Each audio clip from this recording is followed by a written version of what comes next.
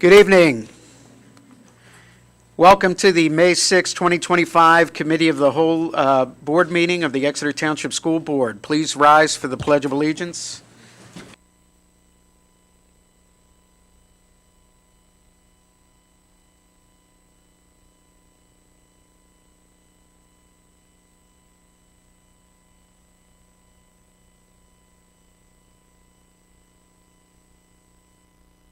Mr. Fike, can you take roll call, please? Jason Mell, Here. Julia Schaefer, Deborah Bloom, Present. Dr. Andrea Battler, Here. John Fiddler, Here. Dr. Ann Herring, Present. Timothy Morgan, Here. Travis Odom, Allison Wilson, Here. 7 present, 2 absent. Okay, thank you, Mr. Fike. In addition to the 7 board members in attendance this evening, we are also joined at the board table by our solicitor, Sharon Montaigne, and members of the school district administration, including Dr. Christy Haller, superintendent, Mrs. Dawn Harris, assistant superintendent, Dr. Josh Hoyt, director of teaching and learning, Mrs. Diane Skornovaki, director of human resources, and Mr. Brian Fike, who serves as our business administrator and board secretary. Okay, the meeting minutes are attached. Does anyone have any changes or discussion they would like to make regarding meeting minutes for the April 8, 2025 Committee of the Whole meeting or the April 23, 2025 board voting meeting? All right. Next up, we're going to move on to a presentation by Herbine and Company to review our 2022-23 audit.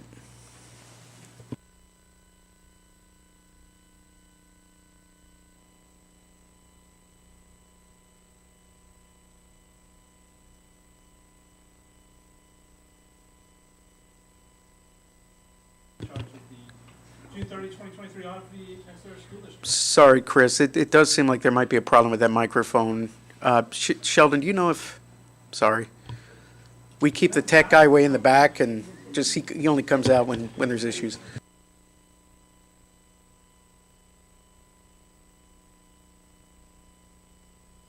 Want to give it a try now? Oh, okay, sorry. We don't have any music we can play while we're waiting, so just bear with us. There we go. There All we right, go. perfect. Okay, perfect. Thank you. All right, so as I mentioned, my name is Chris Turtell. I'm the partner from Herbine and Company in charge of overseeing the June 30th, 2023 audit results here for Exeter School District. Going to do a brief introduction, review the auditor's report, some fiscal year highlights, uniform guidance, which is your federal programs, and then some communications from us as auditors. First and foremost, just a reminder, we audit the school district under 3 different auditing standards. We have our generally accepted auditing standards, which is your financial audit, government auditing standards, which is internal controls over financial reporting, think cash disbursements, payroll, and then uniform guidance, which is looking at the federal programs that were subject to audit in 2023. Our responsibility is to give 2 opinions. One is on the financial statements themselves, whether they are prepared in all material respects with U.S. generally accepted accounting principles, and also on the federal programs and whether you're in compliance with the compliance requirements that are related to be tested.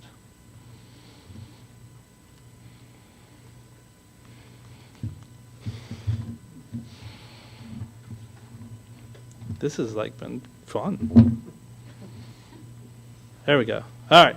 So we have unmodified, so clean audit opinions. As an auditor, it's the only profession where something that starts with "un" is actually a positive thing. But an unmodified opinion means clean audit opinion for the school district. Really small print. So board members, you do have that in front of you. But just a really quick snapshot. We're talking about 2023 numbers, so I don't want to spend a lot of time here. But the middle bar, third number from the bottom in the blue bar says that we did have a surplus in 2023 of about $639,000. The district had budgeted for a loss of $834,000. So we had about a $1.4 million swing in total.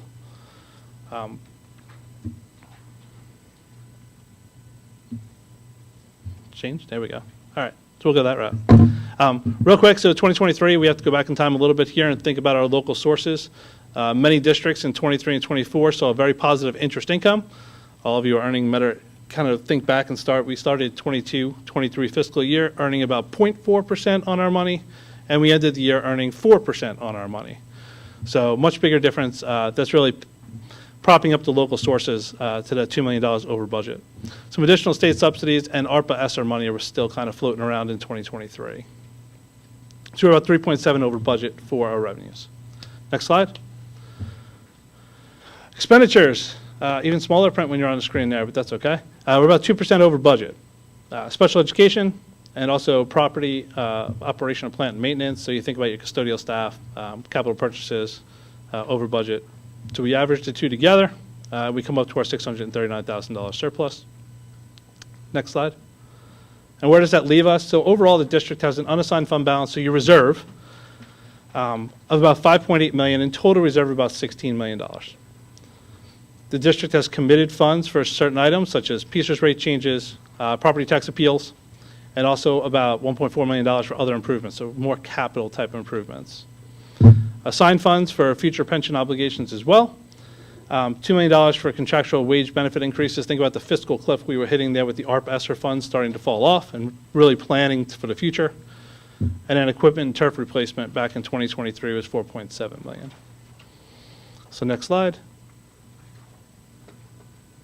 What we want to make sure is that the district's keeping a balance. So you have a fund balance requirement of 6%. You're over that at 6.83% in the current year. And you've maintained a nice fund balance, which is what, from a bond rating agency, this is when you go out for debt, this is what they want to see. They want to make sure that you're maintaining a fund balance. You're not dipping into your fund balance to cover operating costs. Next slide. Capital projects. Capital projects, we had about $2.4 million ending. This is your bond, the 2023B bond issuance from 2023. Most of that money was spent on HVAC projects.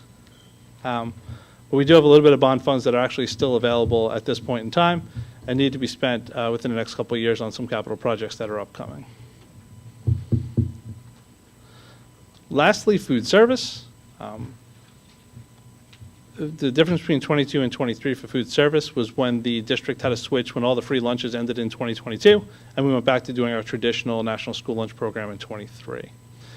Only thing I'll call your attention to here in the 23 column, the district had about a $320,000 surplus in operations from the food service fund. And the next slide is going to show us that we have a nice healthy reserve in food service, about $1.3 million that's actually available in the food service fund. And I know that the district's planning on using that for some equipment replacements and some other items that are going forward, which is what we want to see, keeping that money within the food service fund, doing those equipment repairs and other items. Key footnotes. So for those of you who don't know, the actual audit report's about 120 pages long. So if you want any fun reading, it's a lot of fun. That's why we boiled this down to about a 20-page PowerPoint presentation to kind of sum it up. But there are some key footnotes here. It talks about pension plans and other items that the district has.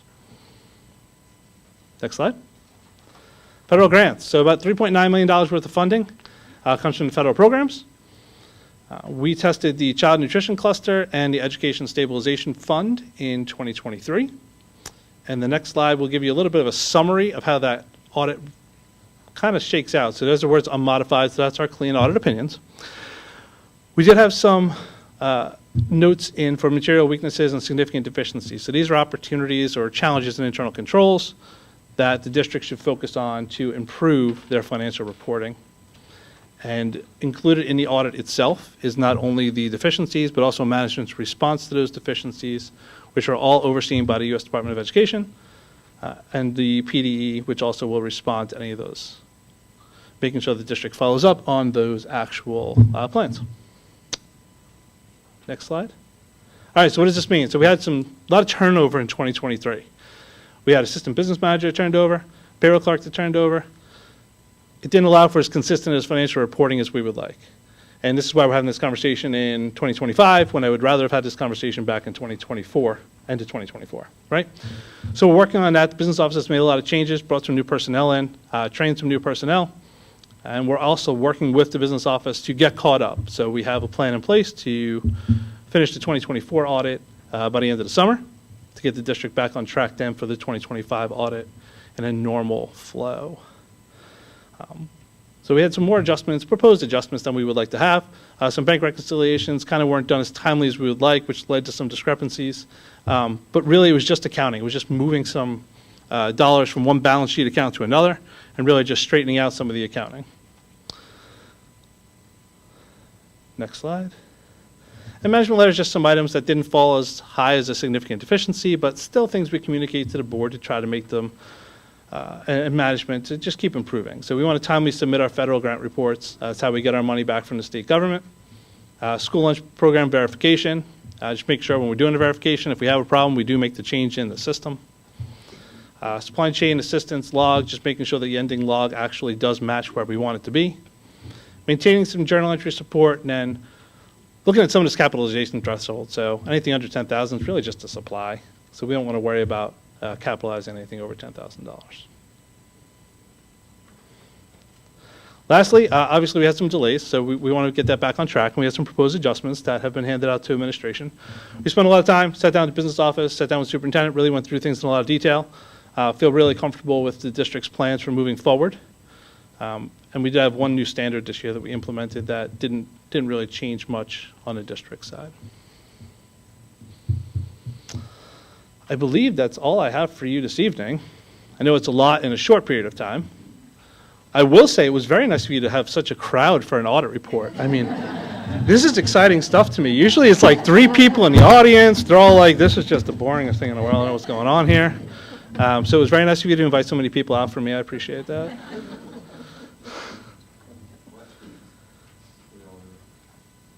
Any questions from the board? I have a question. Yep. How far along are we in correcting the weaknesses, and what's the plan for how much longer that's going to take? Absolutely. And I have a follow-up then. Yep. So step 1 was really hiring the personnel to replace the personnel that left. And anytime you have any kind of transition, it just takes a little while for people to get up to speed. So that was the first thing that happened, and we've really started correcting that.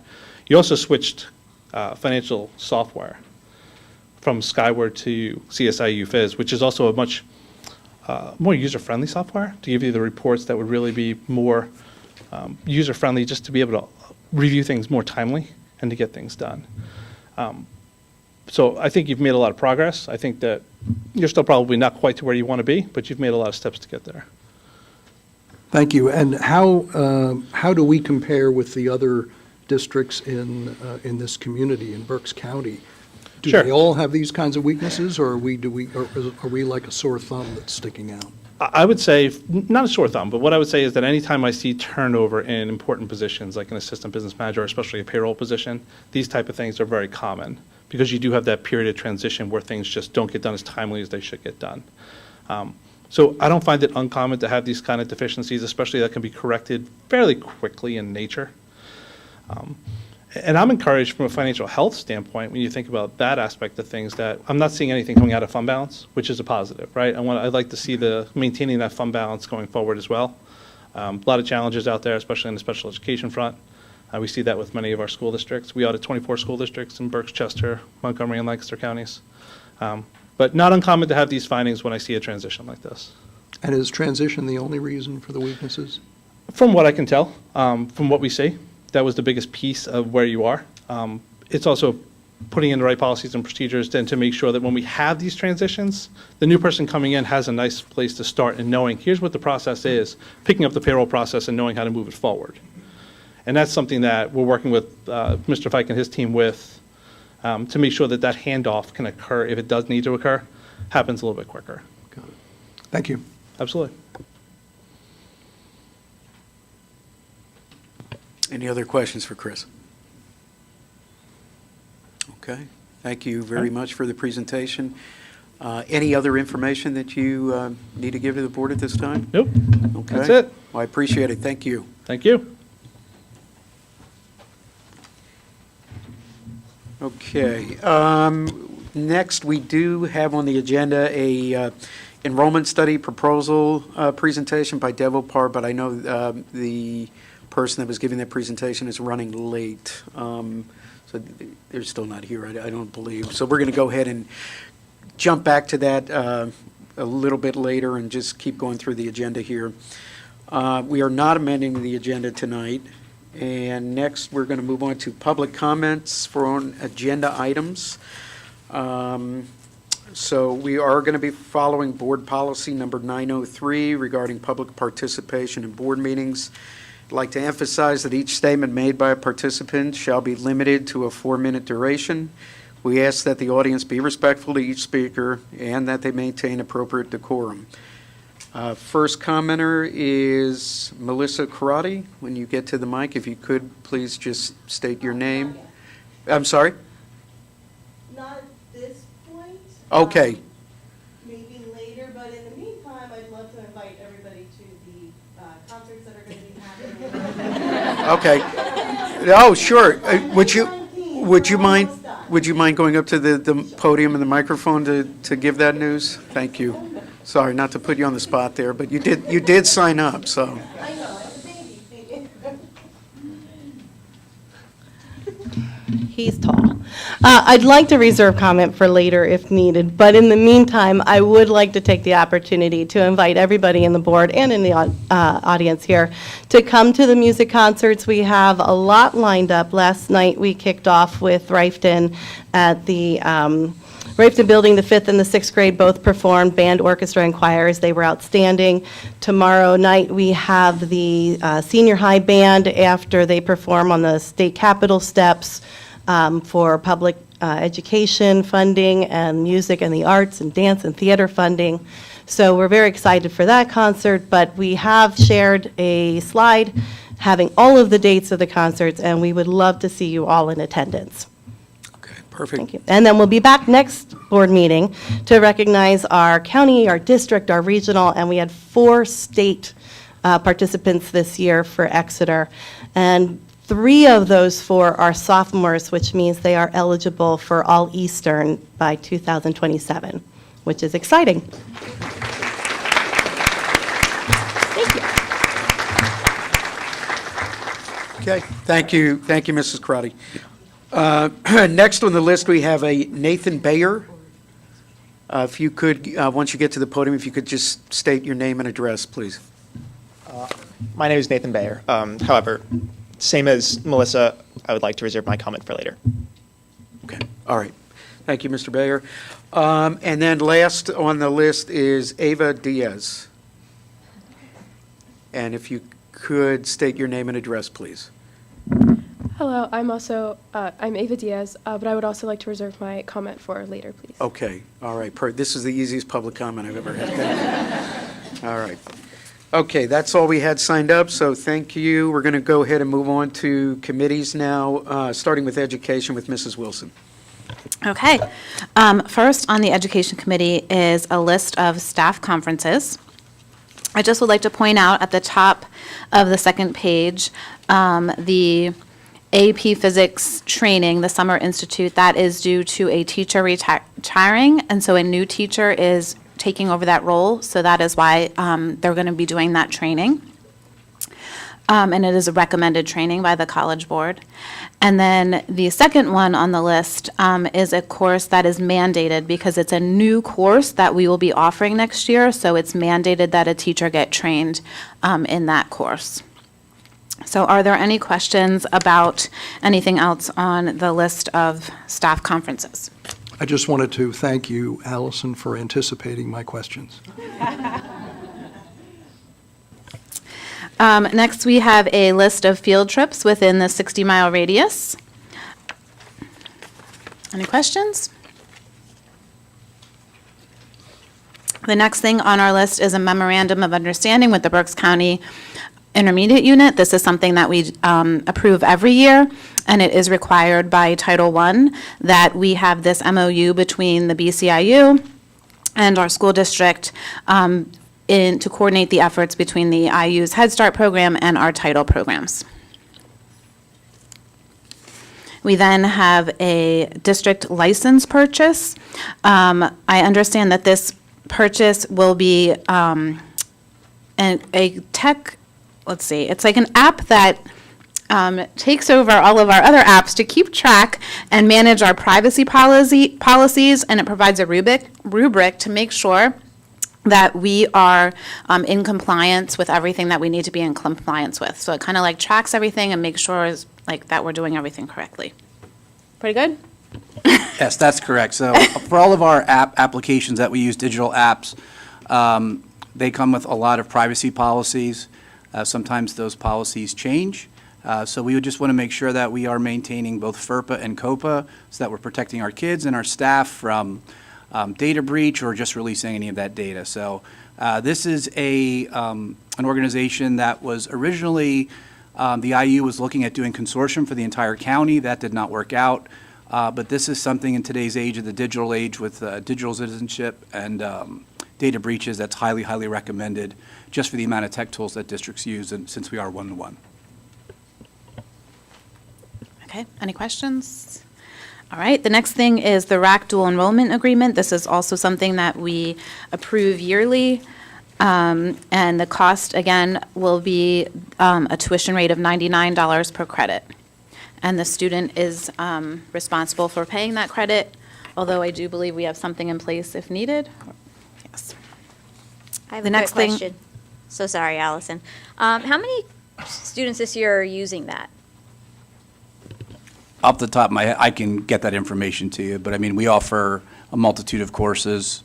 Some of them are in conjunction with both AP, regular, others are in a different situation, but I can get you those numbers. But we do have a nice chunk of kids who are doing the dual enrollment for both RAC, and we also have for Immaculate as well for Right. pre-teaching courses, so. Okay. Okay, the next thing on our agenda will be a settlement agreement and release between the parents on their own behalf and on behalf of their minor child. And we will, if approved, authorize the board president and board secretary to execute this settlement agreement and release on behalf of the district. And next, we have a letter that is a resolution for cyber charter reform. I don't know if you would like to speak to that? I jumped ahead. That is, There's- I'm sorry. What just happened here? There's Okay. I'm sorry, Mr. Morgan. I stole your thunder. Oh, wow. The whole meeting's done. Mr. Morgan, Yeah, Mr. Morgan, would you like to reintroduce that? since Yeah, that would someone be stole your great. thunder there? Actually, before I do, though, I did want to applaud Nathan and Ava for, having the guts to come up and talk in public comment, whether you do or not. I think it's probably one of the hardest things that you can do as a student, so good job for being willing to do that.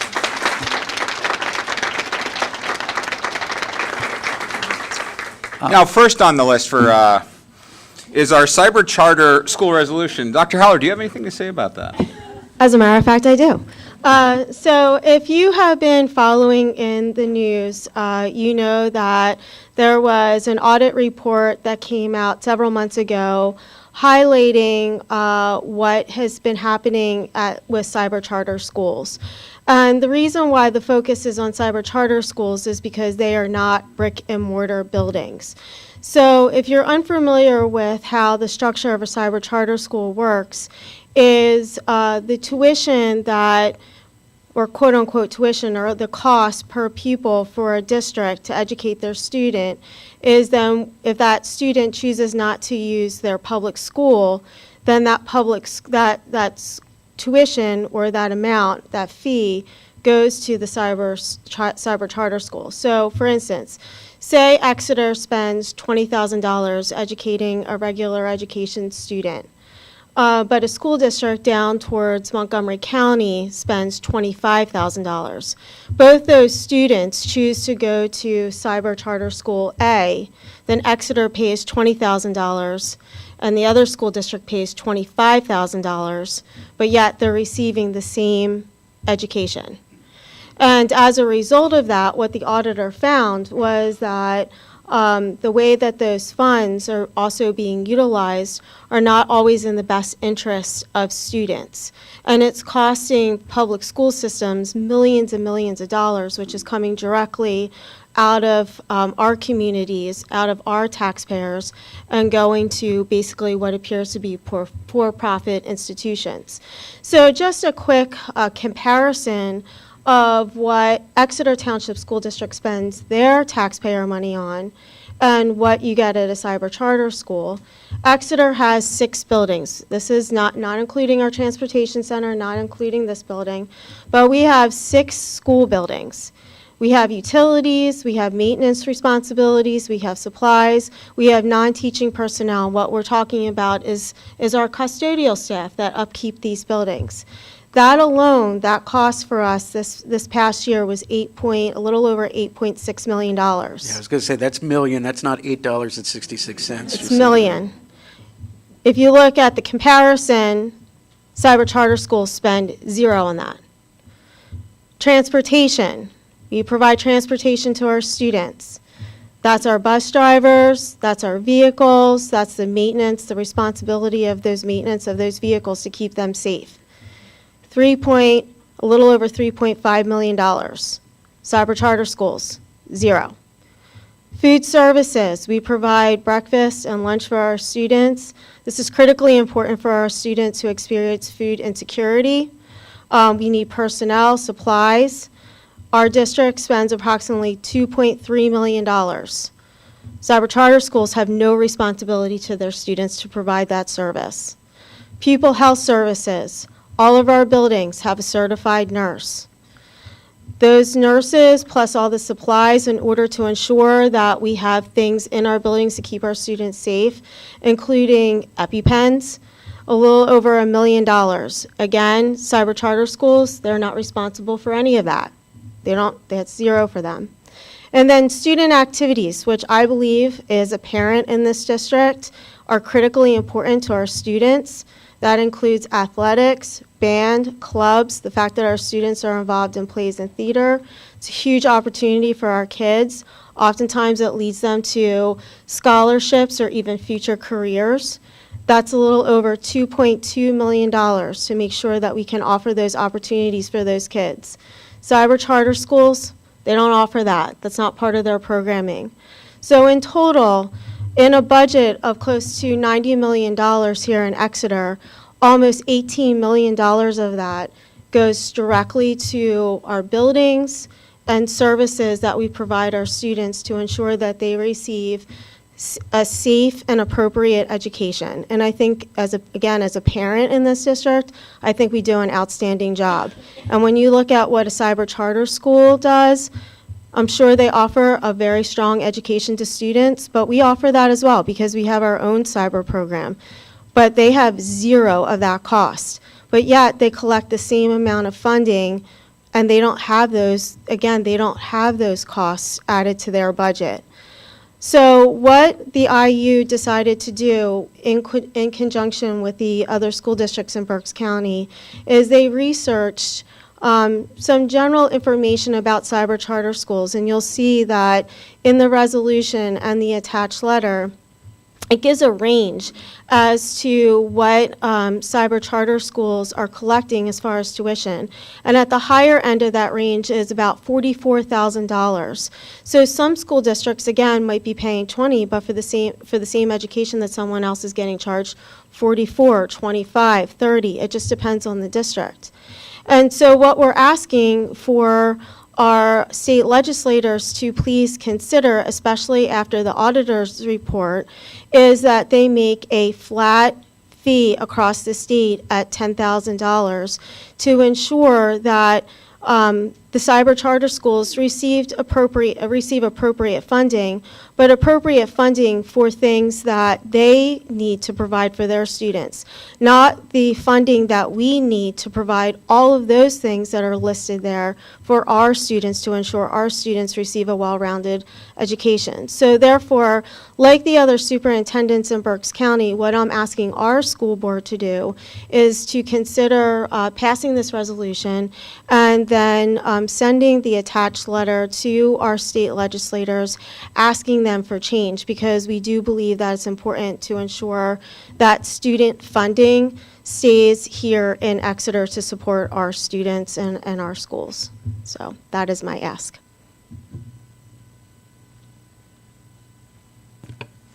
I was just going to add, I don't think this resolution, I just want to make clear, the resolution is not anti-cyber charter school. The purpose of the resolution is not to say we want to abolish cyber charter schools or competition. Obviously, we would prefer people come to the Exeter Cyber Academy, our own homegrown, which I believe started in mid-2000s, somewhere there. But I know there's been various or different variations of it and working through different partners. in portals over the years, but we've had it for quite some time.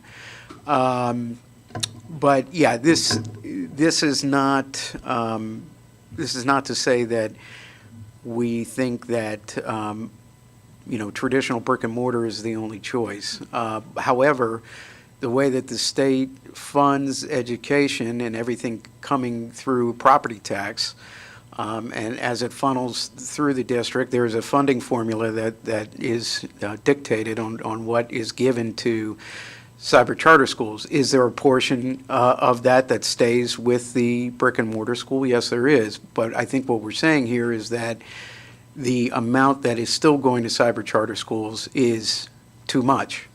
And not enough, given all the things that Dr. Haller described up here, all the things that traditional brick and mortar schools have to pay for and take care of versus what cyber charter schools have to. So, yeah, I know me personally, I'm in favor of this. I've definitely have had issues with some of the lax rules that are around cyber charter schools. I know I brought it up in the past that they use taxpayer funds to buy marketing materials and distribute them at events, which I think is a gross misuse of taxpayer money. So I do think that this resolution will help curb that in addition to a lot of other issues I see there. So. If we were, if this would happen, then we would get the $10,000 per student tuition. How much would that save the district a year?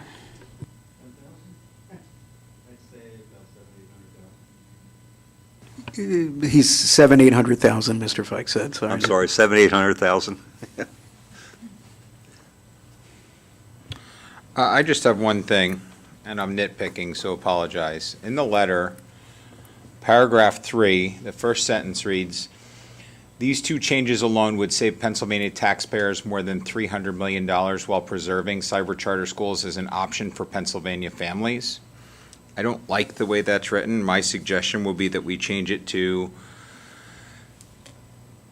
"These two changes alone would allow the Pennsylvania legislature to redistribute more than $300 million," and then allow the rest of the sentence. Because if you read the paragraph, we're actually not, it's not a savings of $300 million in tax dollars. No, nobody can expect, if it did pass, nobody would expect a check back, right? Those funds would be redistributed. The outcome of that would hopefully be that we are able to fund other programs within the district, thereby lowering the potential for a tax increase or having a local tax refund at some point.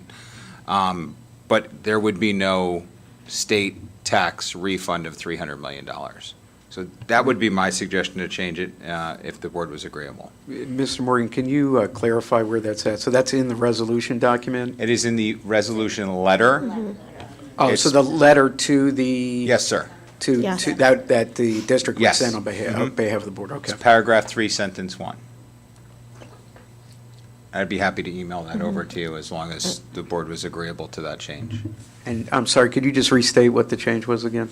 So sentence 1 would now read, "These two changes alone would allow the Pennsylvania legislature to redistribute more than $300 million while preserving cyber charter schools as an option for Pennsylvania families." Okay. And that's what it would change to, you're saying? That's what it would change to. Okay. And then if you read if you were to read the rest of the paragraph, it details ways in which that money Sure. could potentially be redistributed. Okay. Does anyone have any objections to that change in the letter? Okay. Yeah, Great, thank you. sounds good. I have a question. I guess for Dr. Haller, how many students in our district are attending our cyber academy against the number of students in our district who are attending a charter school? And I've got a follow-up. I don't have that number off the top of my head, but it is in our enrollment report that we provide to the board monthly, so it would just be a matter of looking that up. I can give an estimate from last time I looked. It was like 80-some to cyber charter, and at any one day, we might have 100, or we might have 110, or we might have 90 in ours, because a lot of our side of our academy might be short-term, because of certain conditions that happen, but, the cyber charter schools all year. I see. But we have more in our academy than we have to cyber In charters. cyber charter. Mr. Fiddler, I just looked it up. Oh, So it says Exeter Cyber Charter, 138 students as of March 31st, 2025. okay. And then it says out-of-district cyber charter, 101 out of March 31st. Good, thank you. And my follow-up is, I remember some years ago, when Dan Wilczek was doing this, he was trying to attract students from the cyber charters to Exeter. Is that effort ongoing, and what is his rate of success? How many each year are we able to attract to our program? So Mr. Wilczek was doing an outstanding job with that, but it's now the role of Mr. Dulesky, who's in charge of Cyber Charter School, and it is something that we still attempt to do.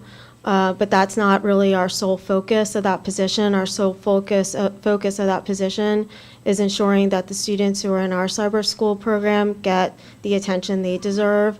And so that's really what we have him mainly doing, not, attempting to draw people back. So have we given up on that effort? No, we haven't given up on it, but we're very focused on making sure that the one sole person that we have supporting cyber charter schools focus his attention on those kids instead of calling families to try and draw them back. There's only one, Mr. Dulesky, and that's what we expect him to do to ensure that our students are receiving an Exeter education in cyber school here. I think it's also important to note that families often exercise school choice because they choose to separate from the public education system in its traditional form. And so even though we offer virtual academy, it's still part of our public education system here in Exeter. And in the same way that families will often choose homeschooling as their method of instruction for their own children, they often choose that path with a different virtual academy as well, just because it's separate from what we do here in public ed on campus. Good, thank you. Yeah, so. Anybody else have any questions? Me, sorry. So according to this, we would be asking, I understand, we'd be asking for $10,000, either that or the statewide tuition rate. If I looked up the statewide tuition rate correctly, our statewide tuition rate is $14,000. So we would be asking for $4,000 less than our tuition rate. Is that correct? That's Yes? correct. Okay. Yeah, but if the 10,000 is pretty much an average, because we have schools that are only paying like 7,000 a year. Then we also have schools that are paying 30,000, and those kids In be Berks going. County? Because I In looked the at. state, in the state. Well, I looked in the Yeah. state, it was funny because I was looking in the state Yeah. and I looked at my tiny town, where I grew up, I guess, and I was comparing, I thought that would be like $4,000, to be No. honest, I'm not gonna lie. And they spend 13,800, Right. their cost was 13,800. And so I was kind of surprised at that. I've looked at cyber charter schools for my children during COVID, whether or not anybody else here has or not. I do believe there needs to be reform, absolutely. I believe that anybody who doesn't have to provide a brick and mortar school to students, they should be and they do need to provide an excellent education. However, on the other hand, there are some cyber charter schools out there that, when you talk about pupil health services, they go above and beyond when it comes to your child's emotional and mental health care. That's not pupil services, that's specifically nursing. Forgive me. Yeah, that's not special education, but mental they- health counseling, all that kind of Right. stuff. They also check in to make sure that you have had the same things that our pupil services, like the eyes, the ears, those checkups. When it comes to student activities, I'm not going to say that you shouldn't be part of a group, because I absolutely believe that interaction with other students is absolutely necessary. There's a lot of cyber charter schools that set up outside meetings where they all get together, and it's paid for through your tuition. Whether that's, weekends, group meetings, clubs online, and then you get together and you form a specific thing. What I'm saying is that although I do believe that there needs to be reform, I'm not sure that I necessarily agree with going along with the flow of everybody in Berks County, and I definitely do believe in a parent's choice. And so I think that the money, whereas Dr. Haller stated that the money should stay in our district and with our students, some of these students, these 100 students, are in our district. And their parents are paying taxes, and say their taxes are 10 or 12 grand. That's almost as much as the statewide tuition rate. And if it can't follow their student, then why should they pay the $10,000 in taxes? So I think it goes back to the same thing. Like, I'm not a product of public school. I went to Right. 13 years of Catholic school. My parents are still paying taxes in their school district and sent 3 kids through Catholic school. That's brick and mortar school, though. So when you are comparing the cost of what a brick and mortar school has to pay, which is the point of the slide that we have up there, and what is going out of our district to support a cyber school, which doesn't provide those things, that's a tough pill to swallow, especially when we need to raise taxes in order to continue this level of service. And that's the difference for us as educators here, is how do we balance providing a well-rounded education for our students while maintaining taxes that we know is really hard for some of our families. And oftentimes people talk about senior citizens, and again, that is hard for senior citizens, but what about our young families? But are still seeking to have a good education for their kids, which is why people move to Exeter, because of the opportunities we provide. But then we have cyber charter schools that we have zeros all in that column, and they're getting that same amount of money and not having to pay for all the things that we do to maintain a brick and mortar schools. That's the difference. Again, Not that people shouldn't have choice. I completely agree with you. I am agreeing with what you're saying. What I am disagreeing with, I guess, is the choice. So your parents made a choice, and that's fine, to send you to a private school, and they paid paid for that. And when my kids were going through the pandemic, and I didn't think that this school district was going to give them the education that I felt that they deserved, because we were going to close the schools, I chose to homeschool, okay? I chose not to put my children in cyber charter schools. I chose to homeschool. That meant that I took off an entire year. I gave up my salary, which is quite a bit, and I made that choice. And a lot of parents who do cyber charter schools, they make the same choice based on their child, based on their situation. All I'm saying is I believe that it is a parent's choice, whether they have an issue. I mean, they might come to our school and they might not think it's the greatest thing. And God forbid, you can't just move sometimes and say, well, you know, my kids, this kid's having a hard time, this kid's not. I have 7 kids, you know, but now I have to stay home and take care of one. I just believe that it is a parent's choice, and that even though I do believe that it should be reformed, I'm not saying it shouldn't be, because I do think it is. I think that all parties should be held responsible. I don't think that they should be paying for, as you said, promotional tools or whatever that may be. I don't believe that necessarily saying it's only $10,000 is the right thing to do at this point. If each individual board member wants to send this in, I completely agree to that. And however you want, you can even copy this to the senator. But This would be. But this would be a resolution, I understand, by the Yeah, this- entire this- school district, the- so. The letter would be on behalf of the board majority. Understood. And I do Yeah. not believe that it should be on behalf of the board. I believe that it should be on behalf of every single person who believes in cyber charter change or et cetera. Okay. Okay? Yeah, I mean, I'll add my 2 cents. Listen, the way that public schools are funded, it's a social program. Okay, it's not a one-to-one. So I have 2 kids in the school district. My taxes are not equivalent to what I'm paying for my kids to go to school. Once my kids graduate, I'm still paying school taxes. That's how the system works. It's just like Social Security. People say, why do I have to still pay into the school system? I don't have any kids well, why do I have to pay into Social Security? I'm not disabled or retired. It's the same concept. It's a social program. That is how things are paid for through a social program. So, that is the funding mechanism that we're given by the state, and that's what we're handcuffed to. That's all we can use.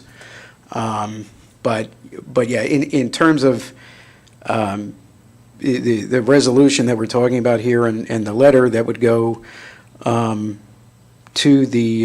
our legislators, that is the board speaks as one.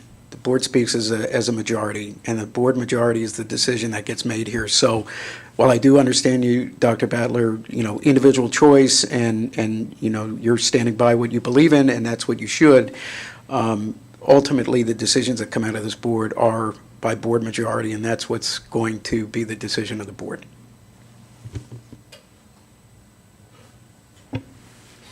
Any other discussion? Oh, I do have another question. For anybody, are students who attend cyber charter schools eligible to participate in our programs, the music programs, sports, anything that we offer? No, they're not our. Okay. I mean, our students are, our cyber school students. Right, but I mean, if there are cyber charter students living in Exeter Township, they're not allowed to do that? Okay. Homeschool's allowed, though.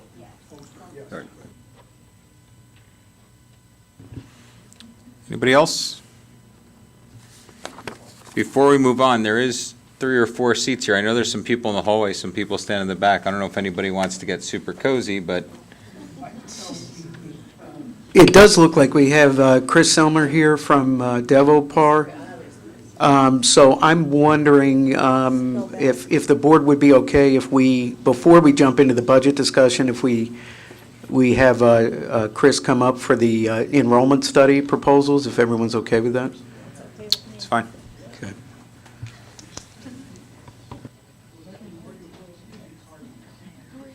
I apologize very much. Please accept my apology. We have both proposals, I believe. Mr. Selmer, I just want you to know this entire audience is here just to hear your Yeah, presentation. they've been waiting this whole time for you to come up here and give this presentation. No so- pressure. Yeah, not Okay. at all. Well, we'll see how we do. All right. Well, thank you for your flexibility. I appreciate it. I'm pleased to be here tonight with a packed audience to discuss the 2 proposals that we procured for the school district regarding demographics study and services. So there were 2 proposals that were attached to the agenda tonight. One is from Cropper GIS, and the other one was from the PA Economy League. If you recall, several months ago when we presented to the board, there was a discussion kind of after our presentation around this topic, around the district as a whole, around looking at future planning. And I think the agreement is that we would help procure some proposals to take that first step and start with enrollment, trying to get a true picture of what the enrollment will look like for the district in the future years. Both companies do a lot of these studies. So went out, met with both, asked them to put the proposals together, told them a little bit about your school district. They did their own research and came back with the 2 proposals. So we have Cropper GIS and we have PA Economy League. Both companies will do very similar studies and processes. There's definitely a cost difference between the 2. I personally, when I was an administrator, I had worked with both these companies, so I've been able to see their work, and I know they both could do a nice job for the school district. Factors are going to take into play, and why this is different than what you would do just looking at the projected and published PDE projections. They're going to do a deep dive into not only the enrollment of the school district, but what's happening in the community, what's happening with housing, what's happening with jobs, what's happening with the type of housing that may be happening in the community. Do you have migration coming from other districts and communities throughout Berks County?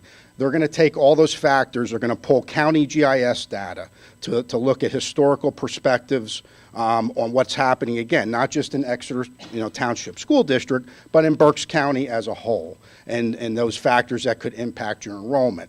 What they'll provide then at the end is a report, a comprehensive report that will give you a 10-year forecast on what your enrollment is projected to look like here in the Exeter Township School District. Why is that important? When you're looking at building capacity, when you're looking at your facilities, understanding and having a projection with some strong rate of reliability is critical in the planning process. And this, to me, is always where it should start, is, having something that's reliable that you can look at, you can forecast, you can see what's happening within the walls of the district, but with some rate of reliability, see what's going to happen with your enrollment moving forward. And these studies, whichever study, if you choose to move forward, that you would pick, will give you that. From a timing perspective, so how long does a study like this take? Given we're in spring, we asked and requested that both companies provide proposals that would have the study finishing up in a draft form by the end of October. And why that also is important is they will also have the ability then to take a look at your October 1 count. If you were going to procure this type of service in November or December, you wouldn't want to wait that long. But the fact that we're here in May, could they have done these a little quicker and probably had something in maybe late August, mid-September? Yes. But for a couple extra weeks to get that October 1 data from the school district of what the enrollment truly looks like after the first months of school is important. And it's something that I think makes sense for the school district to have and then have it incorporated into the final study. Both companies would provide you a presentation. You would get a full report that you could post online for the community so they could see the results, see the projections, and again, have a great idea and an effort of transparency of what you're using as a school district from an enrollment perspective for future planning and analysis. Again, not only for what's happened in your classrooms, but for the feasibility, your facilities, et cetera. That's where this data will come into play and really will be a significant tool that you will have for future planning in the school district. As far as if I was going to make a recommendation, I could recommend both companies with a lot of confidence. Given the price difference, and there's a difference of about $15,000 between the two proposals, between Cropper and the PA Economy League. Again, it would be obviously your decision, but you will get a high-quality product either way, and in my opinion, why not do that for the most cost-effective, in the most cost-effective fashion, which in this case would be the Cropper GIS proposal. So. That's an overview, a summary. I'd be happy to go into any details, any questions on either proposal, and any other thoughts that you would like me to share at this point. So Chris, probably one of the things I struggle with being in this position is enrollment and future projections, obviously, and that's one of the driving factors of why we're looking to do this, right? But we have the township who's engaged in building. Right now, there is a 216-unit apartment building that's in the process of getting built or soon to be built. We also have a commercial, a piece of commercial land. Well, it was commercial. Now I believe it's been authorized for mixed use, so it potentially could be townhomes and apartments there, and various other spots that we've also been told that there could be housing cropping up. So, probably the biggest thing that is a concern for me is in the mid-2000s we had reached max capacity of the school district, which was about 4,400 students, and that was with the housing that was available at that time, and it's certainly increased, over the past 20 years, and it's going to increase more now with more rentals and what have you that's going to come out. So I guess the thing I'm curious about is what does the study take into account to really determine the inflow and outflow?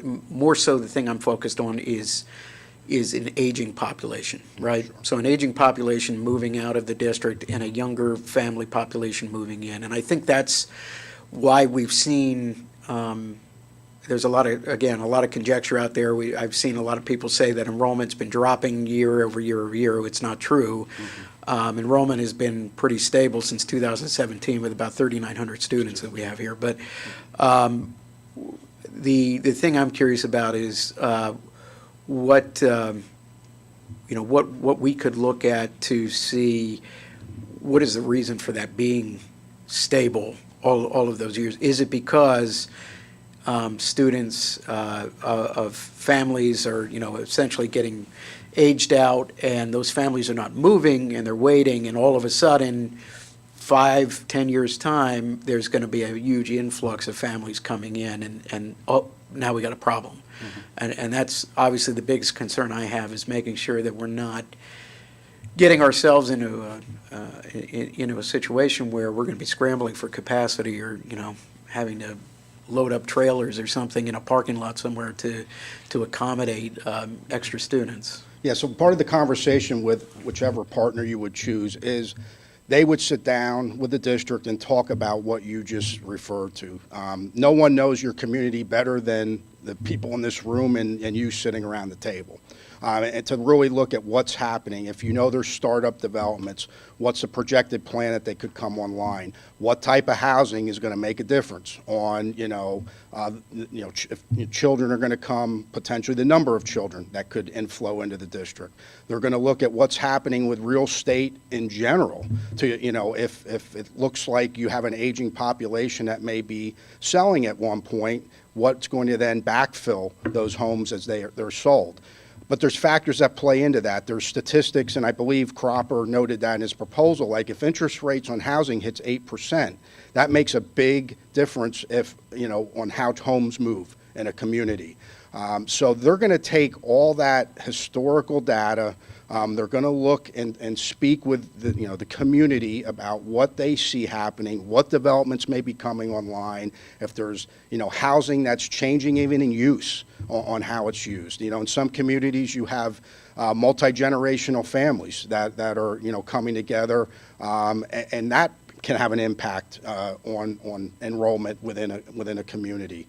So they will, and again, it's outlined in the study, those factors that they'll take into consideration to try to give you an accurate forecast. Obviously, there's a rate of reliability because there's certain things that could happen, like several years ago, if you had a forecast done before COVID happened, looking at the accuracy of what, that forecast may have produced, certain things like that could play a role in the accuracy of the final study. But, taking anything out of it, like, that example of something that, happened one in every 100 years, the data is generally fairly reliable. When I say fairly reliable, usually within a 1% to 2% delta.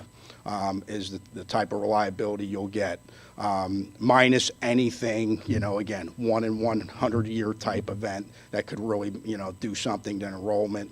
And again, even in that case, it was something that happened and then kind of restabilized. I think where people are hearing about, they feel like enrollment is dropping, we hear that a lot. It's because in a lot of communities it is. I mean, there's definitely, there's less live births happening in the United States, so that's going to have an impact on future enrollment. But again, to try to put, whatever assumption's accurate, you want to have a way to test that and validate it. And that's what this study, in my opinion, will do for you. It'll take the conversation and put data to it. Yeah, and I think that's valuable, right? Like, I don't think anyone here in the district is adamant that, we're not trying to say that, enrollment is going to continue to go up and it's never going to go down or anything like that. I mean, it's rather cyclical, but I think what we need is to have some solid analysis behind it instead of opinions, coming from various places, and I think that's really important. And to me, you need, when you're looking especially at infrastructure, your facilities planning, this is critical.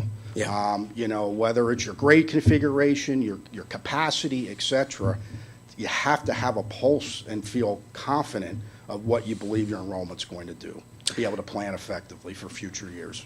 And Chris, how would you go about estimating the number of school-age children in apartment complexes? Is that something you would rely on the developer to give you that estimate, or would you actually do some comparable analysis Yeah. to other apartment complexes? Yeah, in this case, this would not be me doing the analysis, it would be one of the companies, but that's Right, what right.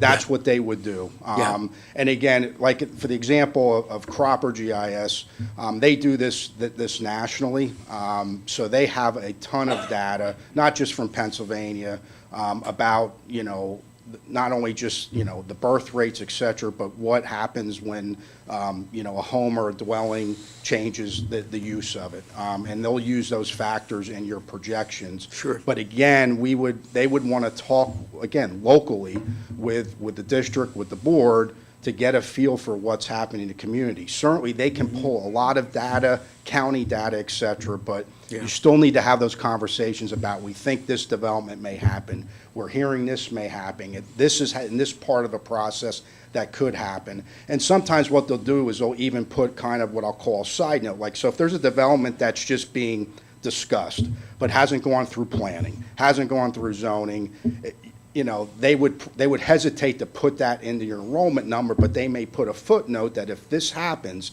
this could be the impact you would see, from the year it would come online through Sure. to the end of the 10 years, depending on between 1 and 10 years when it would happen. Sure. So, Yeah, I mean, I could just tell you, I know from a couple apartment complexes we have, we're roughly 50 school-age children in each of them at Exeter Village and then also at Woodgate Apartments. So it's always, it's something I'm curious about because obviously the developer provides an estimate. However, that estimate could be based on their own units in various other regions that have nothing to do with this area. correct. And, I think it's very important to have accurate data from, local enrollment that we see actually here at rentals that we have in the area. Mr. Mel, your point is very important because my office handles the registration piece for the district. And as I've mentioned before, I can tell you anecdotally, we have a number of families that are doubled up for a variety of reasons in apartment complexes, in, Yeah. what are meant to be sort of single-family apartments. So Yeah. your point is very important. Thank you. Two questions. First one, and I think Jason, you were starting to go there.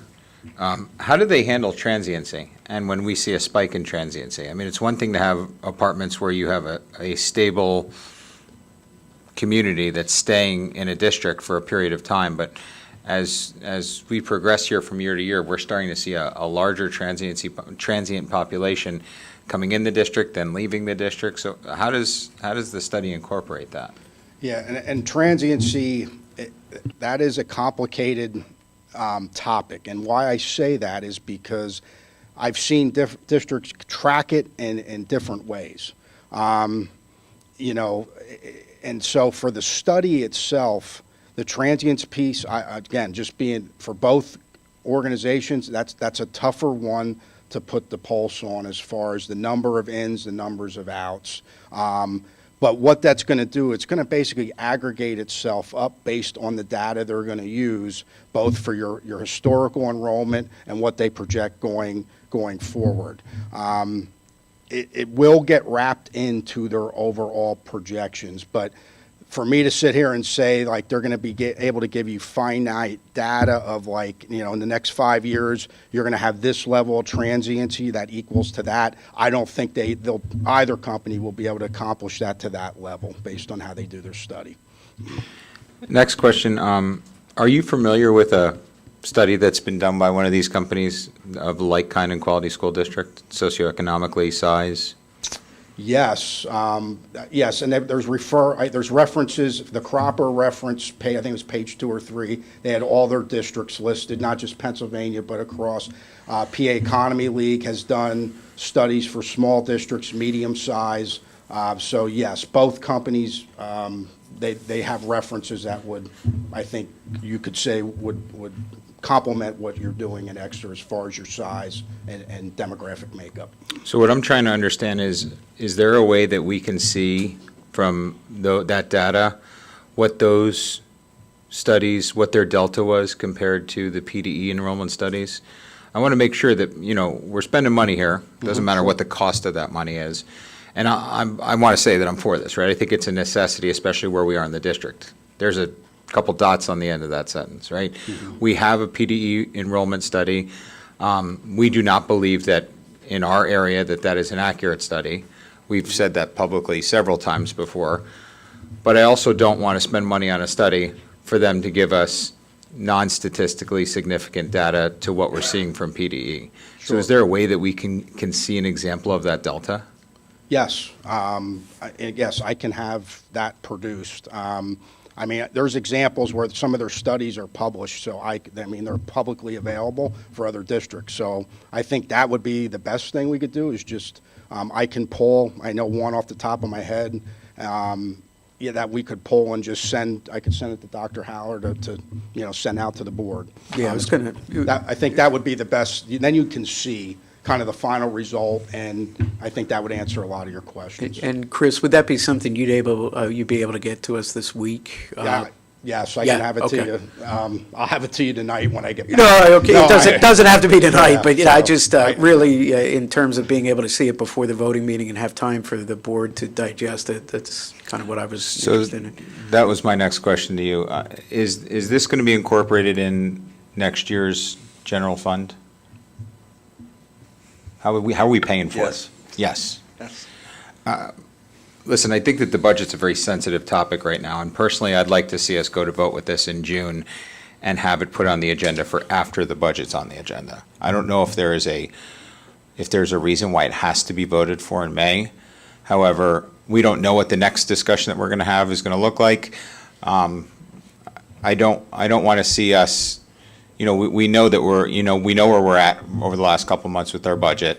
I do think it's a necessary study. I think that we have to be cognizant of all the dollars we're spending, though, and I'd prefer not to make a decision on something not budgeted last year to go into the general budget next year until we understand where the board stands on where the budget is. So my recommendation would be that it puts on the June voting meeting. It also gives us a little more time to look at the data and understand it. Sure. And just to confirm, this isn't grant money or anything that we're using to pay for this, correct? This is strictly out of the general fund? Not that we found yet. Not that you found yet, okay. Anyone have any objections on waiting until the June voting meeting? Okay. So you have plenty of time. It doesn't have to be tonight. Okay. Okay. You'll have it tomorrow. Okay. All right. So, Thanks, Chris. thank you. Thanks again. Thanks for being flexible. I Yeah, no appreciate it. problem. Thank you.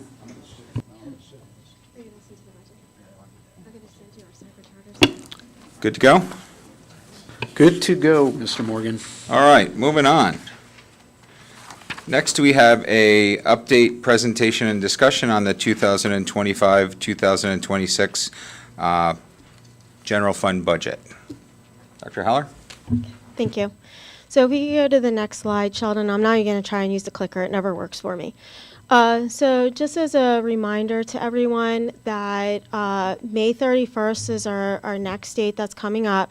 And at that time, the district is to present the proposed budget for public review and for the school board's consideration. So that date is coming up, and we need to have some decisions by that point for the adoption by June 30th. So if we could go to the next slide. So over the last several months, we've talked about some budgetary considerations where the district could save money. And these were the areas that we're focused in on. We have a position of attrition of a teaching position that was a bubble class. So that teacher would be moved to an open teaching position, so they would not be furloughed. It would just be, we no longer need that third grade bubble class at Jacksonwald. We did propose to eliminate the senior high librarian. And again, that teacher would not be furloughed. She would be moved into an open high school English position due to a retirement. There was consideration based on board conversation that they would like to eliminate the per capita tax because that's a yearly collection fee of $22,000.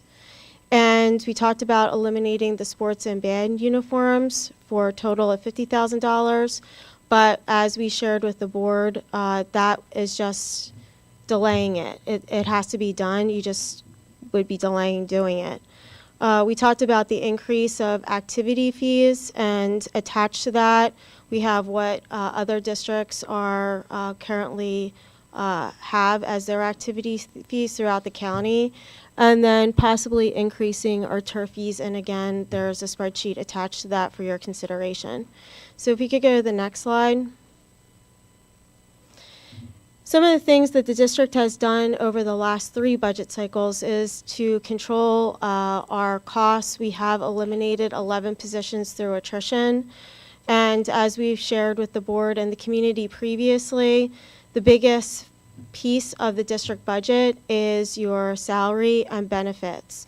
So when you're looking to bring down your costs, or at least try and stabilize them as much as you can, you're looking at positions.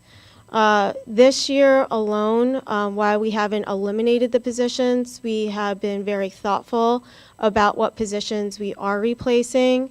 And at this time, we're not replacing one of the 2 high school science teachers.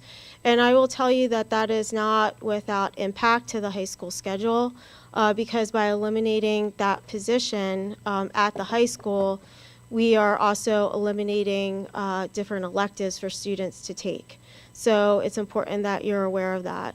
What we're doing with that high school position is we're repurposing that position into an autistic support teacher because we have had increased enrollment in that population of students. We are also not replacing a junior high math teacher.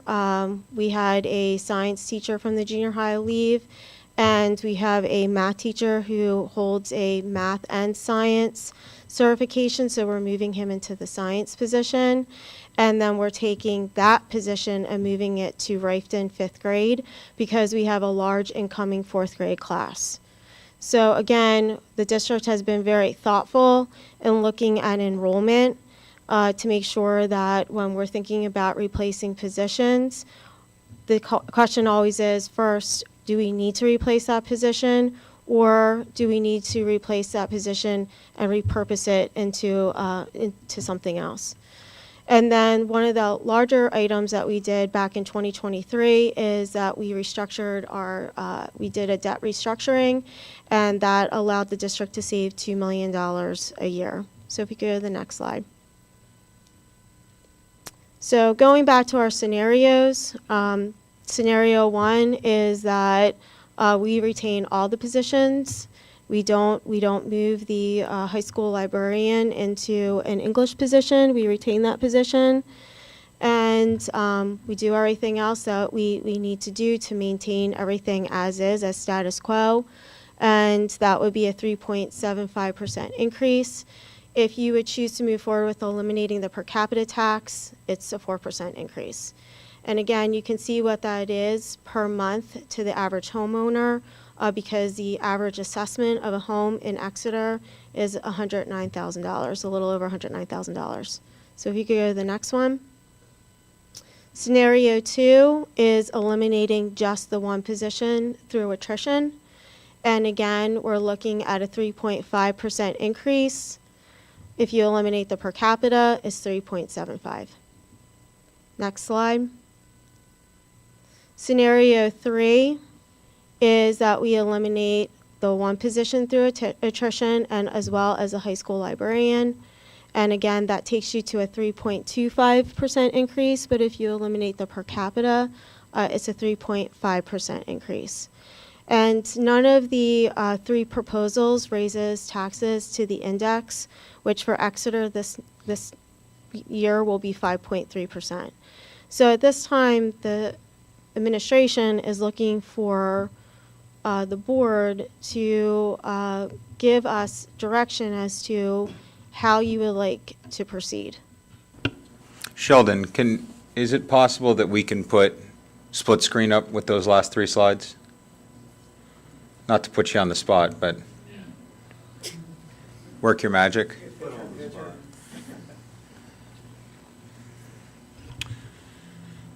While Sheldon's doing that, open the floor up if anybody has any discussion. Yeah, my only thing I was going to say also, it might be helpful to have that list of before the scenarios, because I was going to suggest we probably want to take a straw poll of the board to figure out which one of those that the board is actually considering eliminating, and that should dictate what scenario that we're going to end up going with there.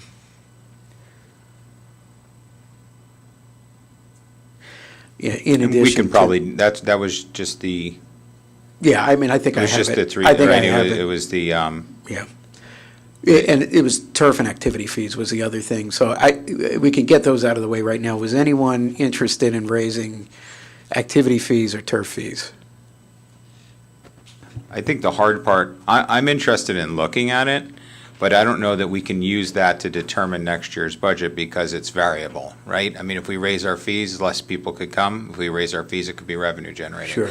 But I don't know that we can use, I mean, it's always worth looking at for additional revenue, but I don't know we can use that to judge next year's budget. Yeah, no, and I just want to get that out of the way since it's on the list there, if anyone is interested. Yeah, I'm not interested in doing that now, but I definitely want us to continue having the talk, especially regarding the turf fees. Okay. I think it's important that we have talked about doing it in the past, and we haven't really dug into it, and I Yeah. get why, but I would really like to get into that deeper at some point. But I agree, I don't think it's necessary now. Okay, all right. Any What other? exactly is a turf fee?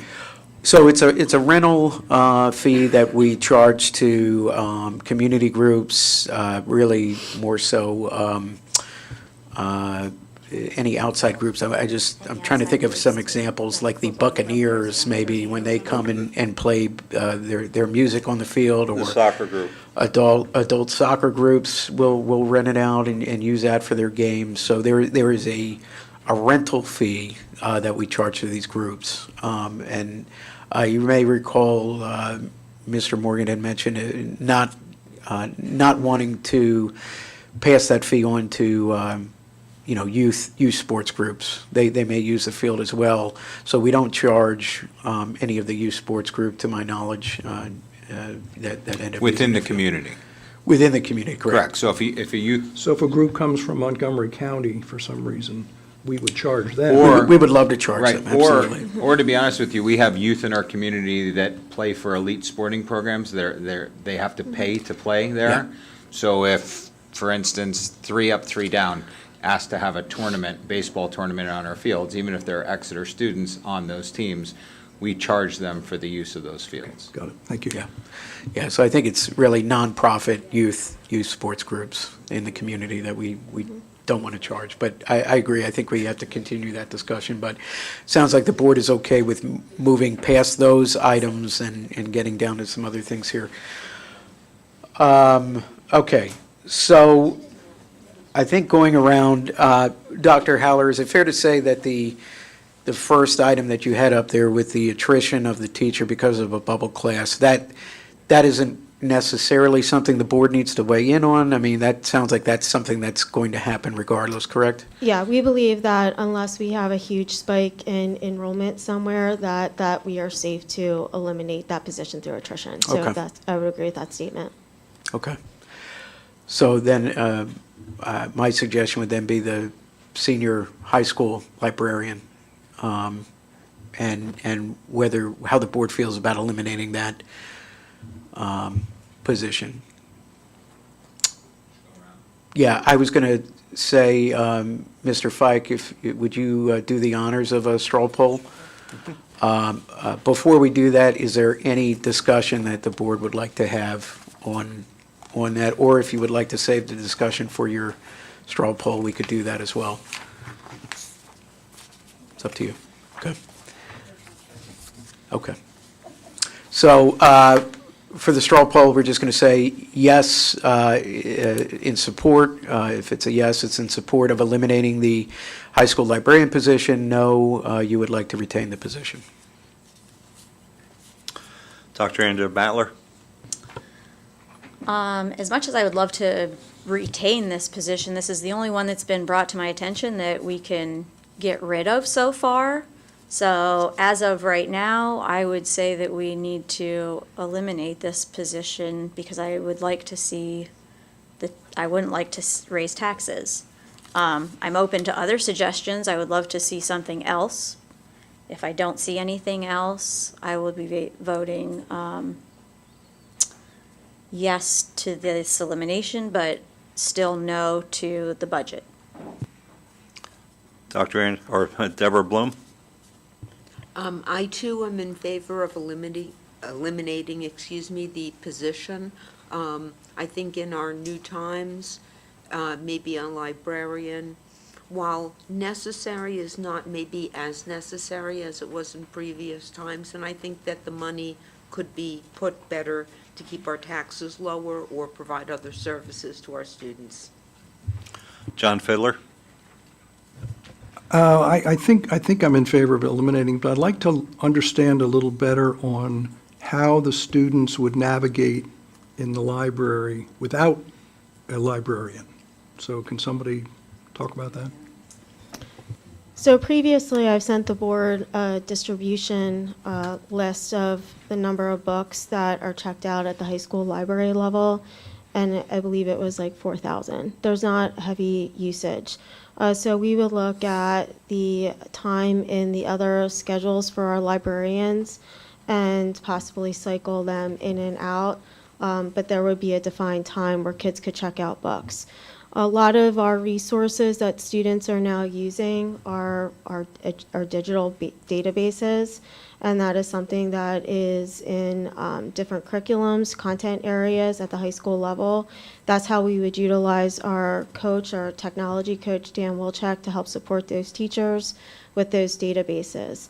And if you, again, look at the college level where kids are doing research, they're using databases to write their papers. So that's the area where we would focus in on. And the number, you said 4,000, is I that believe it was 4,000. in a year? I don't recall. It was in an attachment that I sent to the board. Okay. Yeah, it was a year. It was a It's a year. year. Okay, thank you. Dr. Ann Herring? Yes, I'm in agreement of doing that, but I also want to stress that this is not a reflection of us getting rid of our librarian or how we feel about Mrs. Gasky. Jason Mill? Yes, I'm in support. Timothy Morgan? Well, I'm not okay with it. It's the district's recommendation. I have to go on, in this case, what the district feels is best for the district. I appreciate the fact that we're not going to furlough anyone as a result of this. We're able to move our librarian into another position, and I know that she'll continue to be a resource in the district, so I'm a yes. Allison Wilson? No, I'm not in favor of eliminating that position. I think it's very important that kids have a librarian, an expert librarian that can guide them and help them find the correct books that make them readers. So I know I'm in the minority there, but I'm not in favor of eliminating that position. Straw 6-1, yes. Okay, thank you, Mr. Fike. And then moving on, I think we can roll right into the per capita tax and do the same thing with that, do a straw poll. Could go backwards. So, yeah, and straw poll would be support, yes to support elimination of the per capita tax, or no, keep the per capita tax. Yes to eliminate, no to keep it. May I actually say something about it Sure. before we all do that? Yeah. I wrote it down so I say the right stuff. I don't see the per capita tax issue the same way as it's being presented, where eliminating it would save us money. I feel like it pays for itself. We may not be getting the entire amount that's billed, but it's not like we're budgeting for the entire amount and then receive that financial loss that we pay the collector. I feel eliminating this would be a financial loss to the district. I also agree with Mrs. Schaefer that, in that not everyone that should pay is being billed. We're also not accounting for the possible apartment building that may be built in Exeter. If that happens after we eliminate the per capita, then do we just lose out on the revenue, or do we implement the per capita tax again, and that's not fair to the taxpayer? I know we're talking about increasing the tax by 0.25%, but that still doesn't give us the entire loss. And I don't want to, it doesn't stop the next board from coming in and putting it back onto the taxpayer, and I don't like the idea of this yo-yoing. So that's why I'm going to vote no. Right? I'm going to vote no in this next round. be no. Okay, thank you. Yep. Thank you for letting me say that. Mr. Fike, a question. When you have, and I'd asked this earlier, we weren't sure. When you have an apartment complex, is the school tax and property tax by unit or by the entire dwelling? The property tax is by the entire dwelling. Now, I do know the landlords, or at least most of the landlords, do send in tenants to the tax collectors. I'm not sure how fast they get the per capita bill out, or if there's people not sending in the information in time to get a tax bill. I think there's, as Dr. Herring said, there's probably some work that could be done to actually increase that. But that's really, elected tax collector, not the district. We could probably help with them. But, they're supposed to report when there's changes of occupancy. So my point to that is, I was thinking about this earlier. So if you have a rental home that's a single-family home or a townhome, and we eliminate per capita tax, it's actually cleaner to do a 0.25 increase because that's going to the homeowner. So even if there's transiency and renters, even if you don't capture that renter, the property is getting that. However, I believe that Dr. Herring is right that in this case, take this 216, right? 216 unit apartment building, we may take a loss there on the tax increase because we're not getting a per capita tax per tenant over 18. We are getting a single tax increase to the entire dwelling. Correct, which we get anyway. Which we would get anyway. Correct. Why would we get anyway? Because the entire dwelling will get on the tax rolls. Well, correct. Correct, but That's we're only gonna- the first year.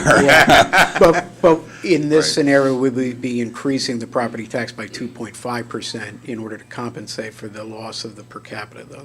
That's where the scenario would be different. Right. I'm sorry, that's what I thought I said. No, you said 2.5. Oh, okay. 0.25, I meant. But my point is, if we use an average of 2 adults per unit, which I know it's not, doesn't equate to that. Yeah, I mean, 3,000, or 300, let's say ideally you have 300 adults that, out of that 216 units, you're talking about $3,000 total billed. And then the cut for the tax collector is 600, and the district gets 2,400. So the thing I want to understand, going back to what Dr. Herring said, and I'm trying to understand that myself, so we've been presenting to us that it is a $22,000 savings, so I'm trying to understand why would that not be a savings if we're eliminating the per capita? Because you lose 126,000 of income. It's going to be 104,000 loss because you have 126 minus the commission paid. Correct, but I guess the amount that we're getting, the revenue that comes in, how does that work? Do we get the full $10 bill revenue and then we pay the tax collector afterwards? How does that work? Correct. We get the full revenue. Tax collector only gets paid on collections, not on Correct. bills. Right. Correct. Yeah, so in that scenario, and then we are getting the full revenue in, and then we are crediting it back to the tax collector, the amount that the tax collector is owed. Mhm. Correct, okay. So the commissions are still getting paid, but yeah, the whole scenario there that was being portrayed was that you can shift by making that 0.25% increase in the property tax. You are making that up, that loss that you mentioned, you are making that loss up in the property tax. Yes, the renters are no longer going to get a per capita tax bill or nor any other adult that is in the township or the borough. Because I think the one thing that's missing from the scenarios up here is, I know we're saying eliminating the per capita tax is a higher increase and a higher amount per month, but the thing that's missing from that is the negating the per capita amounts that are actually happening in there. So, in that example, a household, in, let's just say, budget scenario number 3, in that household, it's 11, if we go with eliminating the per capita tax at 3, and it raises the tax to 3.5%, and it's $11.48 per month. However, if you retain the per capita, it's 3.25% per month, 3.25% and $10.66 a month plus your number per capita bills. So, whatever that would be. If you have 2 adults in the house, then you're talking at $20 additional for the year. So that number isn't totally accurate when you're comparing those two. The other concern that I have with the per capita that I hear complaints about is that people forget to pay, or they somehow mistakenly send it off to their mortgage company. We enlisted statewide recovery services in February of 2022. They are collecting the delinquent per capita taxes, but they're also charging $25 to those people for their for the delinquency. So it's actually, they're charging them $15 more than the actual bill themselves. So my concern is the per capita just seems like a huge racket. And that's where I'm at with it. I just feel like things would be a lot cleaner and a lot simpler if everything was just handled with the property tax. I know not everybody's in agreement with that, but and the thing I hate to say is a new board could be coming along in 4 years, and they could reinstate the per capita tax if for whatever reason we felt it was an emergency. But we're talking about $100,000. If we can't find $100,000 to cut off the budget, and we're in that dire need that we need to keep the per capita tax, we got bigger problems than the per capita tax, in my opinion. But that's kind of where I'm still standing on it. What is 2.25% equal in revenue? I think it was close to 100,000, correct? I don't think it is. About 118,000.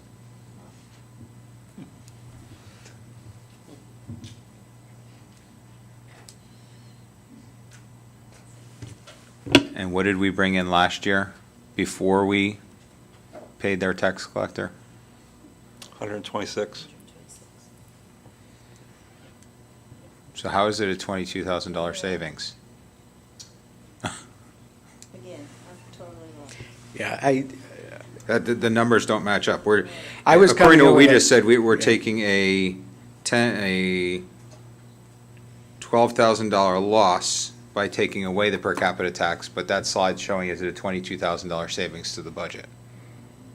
yeah, I was actually coming up with a higher number. I was too, actually. I was coming up with around 25,000. Yeah.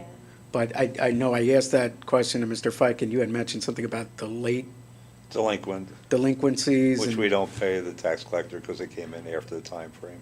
But that's, we're getting, like you said, through the statewide recovery, delinquency fees. Yeah.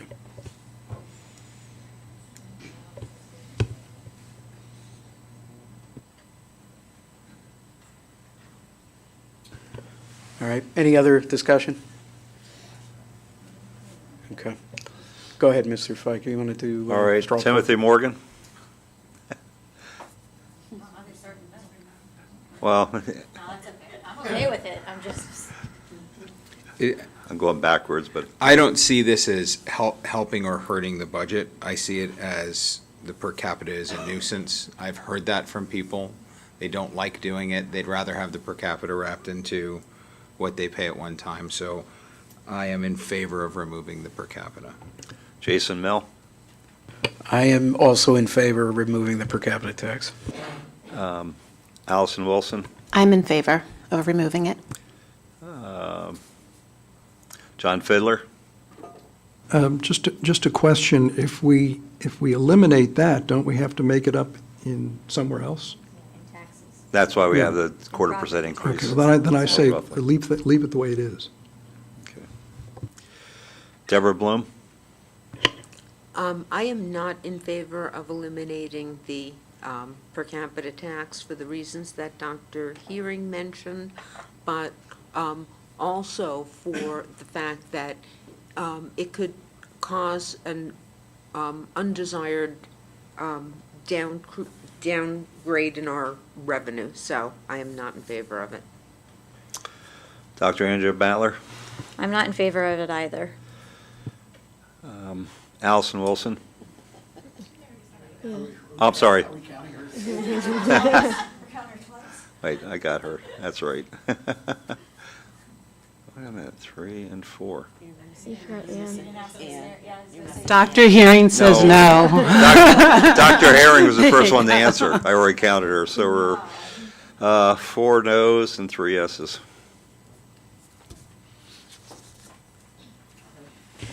And then the next one we need to move on to is band and sports uniforms, correct? Correct. Okay, and that was for 50,000. Now, I don't know if that's not included in any of these scenarios though up here, is that correct? No, Okay. that, because that But we're is- roughly saying it's probably going to be about 0.14% lower or something? Probably not even, but. Okay. Probably not even, and again, just a reminder, it means that you'll have to do it the following school Next year year. then. Okay. Okay. All right, so straw poll again? Yes to remove. Yes to remove. Yes to remove, no to keep. Dr. Andrew and- Battler? Sorry, I just want to repeat what Dr. Heller said. All Yes. this is doing is that we are removing it from this budget year, but essentially, we're going to need to pick it up, Kicking it down the road. kicking it down the road. Okay, so no, I don't want to kick it down the road. Deborah Bloom? In a time of budget increases, I don't want to increase anymore, so I'm in favor of keeping it this year and kicking it down the road. Wait, was that a no to, I'm sorry. Yes, kick it off. Kick it off, okay. John? No. No is keeping it, All right, yes is removing it. Okay, I'm sorry, keeping it, I say keeping it. Well, wait, keeping it as a cut. no, No. leaving No, the yes, uniforms yes to in, keep the paying for the uniforms, no to cut it, correct? whichever way you wanted to do it. Yes to pay for the uniforms. Can we leave it at that? The way you did the last two is yes means you're eliminating it. Okay, Right. perfect. So Yes to if you're eliminate, saying no yes, to you're keep. eliminating it from this All right, budget this year. Let's start over. We're getting a little punchy. Okay, Dr. Andrea Battler, do you want to eliminate the uniforms or do you want to keep them? That'd be a no to keep them. Wait. Okay, you're making it, I'm forgetting. Okay. Just say what, yeah, just say you. I want to order new uniforms so that we don't have to do it Okay. next year. Okay. So that's a, Okay, so she's in However favor you're of cutting. choosing. Deborah kidding. Bloom.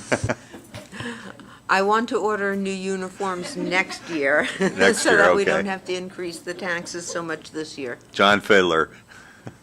I find that having first read Samuel Beckett here at Exeter, Theater of the Absurd, in a budget that's approaching $90 million, we've already spent almost a half an hour talking about five-figure items. I don't want to deprive the students of band uniforms, so however you want to chalk that up. Okay. Dr. Ann Herring. Let them have the uniforms this year, please. Please. Jason Mel. Yes, I'm in favor of continuing to buy the uniforms. Timothy Morgan. Yes, continue. Allison Wilson. Yes, keep the uniforms in. Okay, we're keeping the uniforms.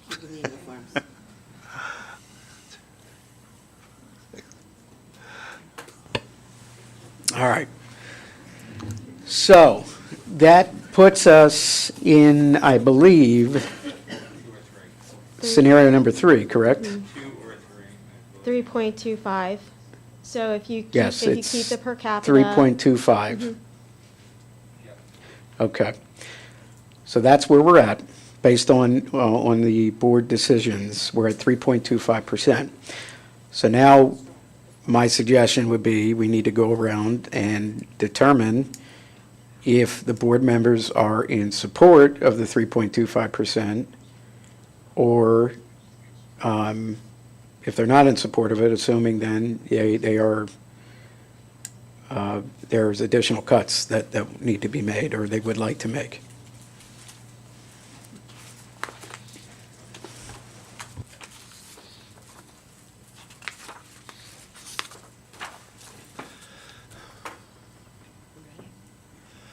Ready? Yes to 3.25, no to 3.25. Dr. Andrea Battler, No. Deborah Bloom, Yes. John Fiddler, No. Dr. Ann Herring, No. Jason Mill, I'm going to be a no, because I am not in support of keeping the per capita tax. So I am, I'm going to vote no on this, or not vote, but say no. Timothy Morgan, Yes.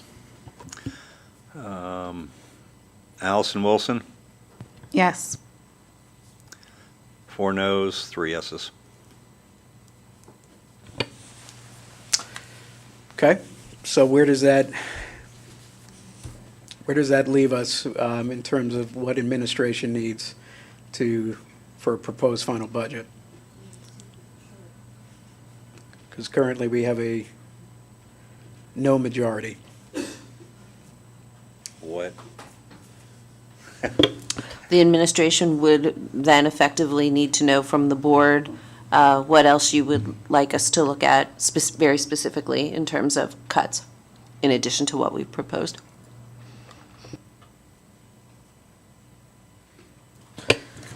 Well, I've already stated what I'm in favor of doing, which would make me change my mind, but feel free to poll the other board members. I wanted to thank the administration for providing me with the information that I requested at 2 meetings ago. I do appreciate that, and it did give me a lot of insight to some of the things that I was asking about, especially the silly comment I heard about top-heavy. I don't know how you run the building, because you've got not enough people. So I do appreciate all that you do. And I appreciate you coming back to the board as well with possible positions that could be replaced, even though I know that administration does not want to do that. So I know that's difficult for you, as it is very difficult for the board as well, because no one wants to furlough anybody. But as a taxpayer and as a representative of the taxpayer, I have to ask these questions. Sure, I So I understand. do appreciate that. And in looking at the list that you submitted, I had questions regarding 3-4 instrumental music position. Is that, not every student 3-4 is playing an instrument, correct? No, that's Do we true. know the percentage of kids that play an instrument 3-4? I don't. I Okay. will tell you based off my own experience, because my own child plays an instrument, is that Emily Ruppert is among all 3 of our buildings. So she provides band and strings lessons to all of Jacksonville, Lorraine, and Awatin Creek. Because there's only one of her and so many hours in the day, our other music teachers also provide support for the students that Mrs. Ruppert can't see. So if that position would be selected, perhaps we could still offer some of those instrumental music lessons to students, but it wouldn't be, we wouldn't be able to do it for everybody, so it would probably be a first come, first serve situation. And again, having been a resident, as you know, with a history of this district, if we would choose to eliminate that position or any of our positions, it would really take a hit to our music program, and because this is when kids start. Sure. And how long have we had instrumental music in 3-4? Please, yeah. No, I was looking at you because I knew you had something in there. Thank you.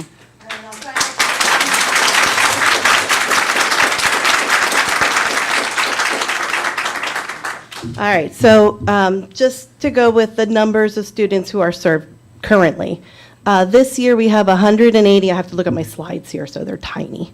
180 third and fourth grade string students, and we have 110 in Rifton, fifth and sixth grade string students. Let me go back to the next slide. For band, we have 86 fourth graders, and we have 162 in fifth and sixth grade. The amount of lessons that the 3 other ladies are able to provide is minimal. And then they are pooled to cover, because that's not considered one of their duties right now. They're just a Band-Aid, really.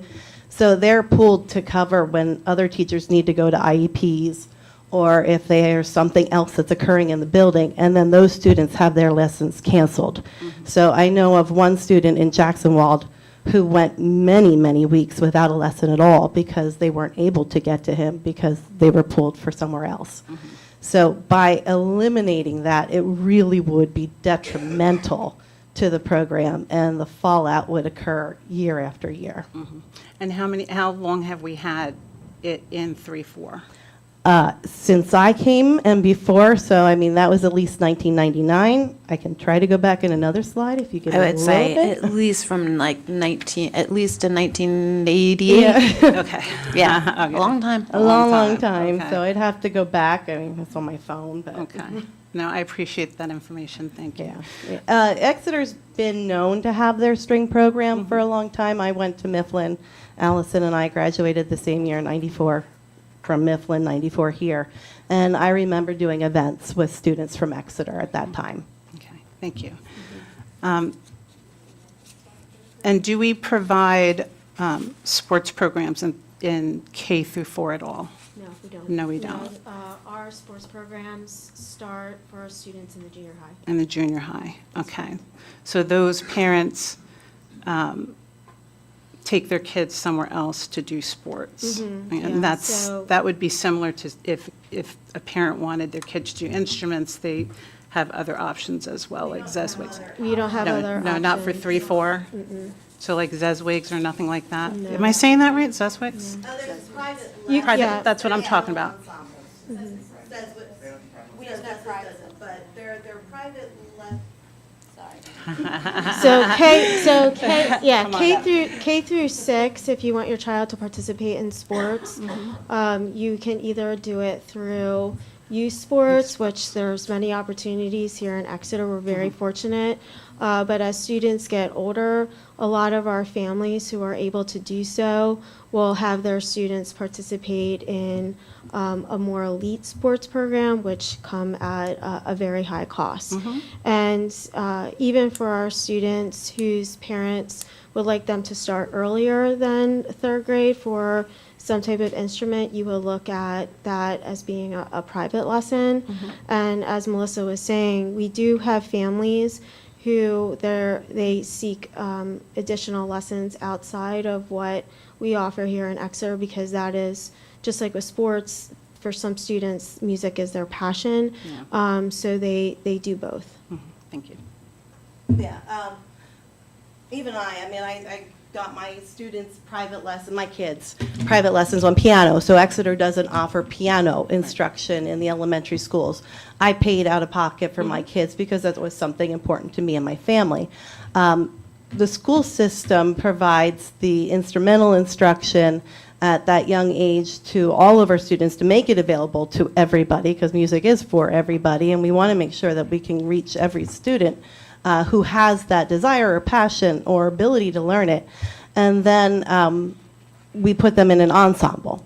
So when you look at the community groups and what's offered to the community as far as ensembles go, it's not, it's like that elite status. So there's Berks Youth Chorus, which will take everybody, but then there's like the Reading Symphony Orchestra youth program, which you audition to become part of. There isn't a community band program for the youngsters, except over the summer with the Summer Band Institute to, just like TIPS, fix that summer slide. But there's nothing that's year-round other than the Ringgold Band. But they're taking our older students. They're not offering how to play to our younger students.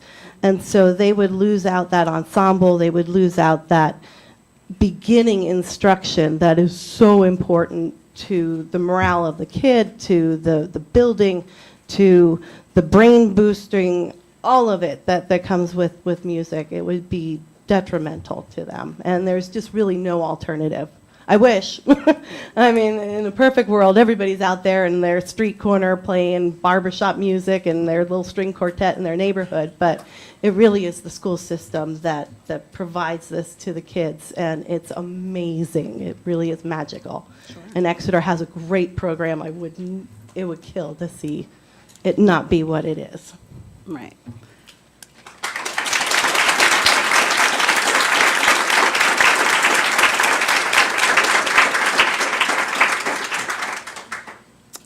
I appreciate everything that I just heard, and having my son gone through the program, the music program, I get it 100%, and he's still in music even though he's in college. I understand that completely. But when I look at a list that's given to me from administration where it has reading specialists and cyber school teachers on special assignment or 5-6 instrument, I'm looking at the lesser of the lesser of all the horrible things that are up there.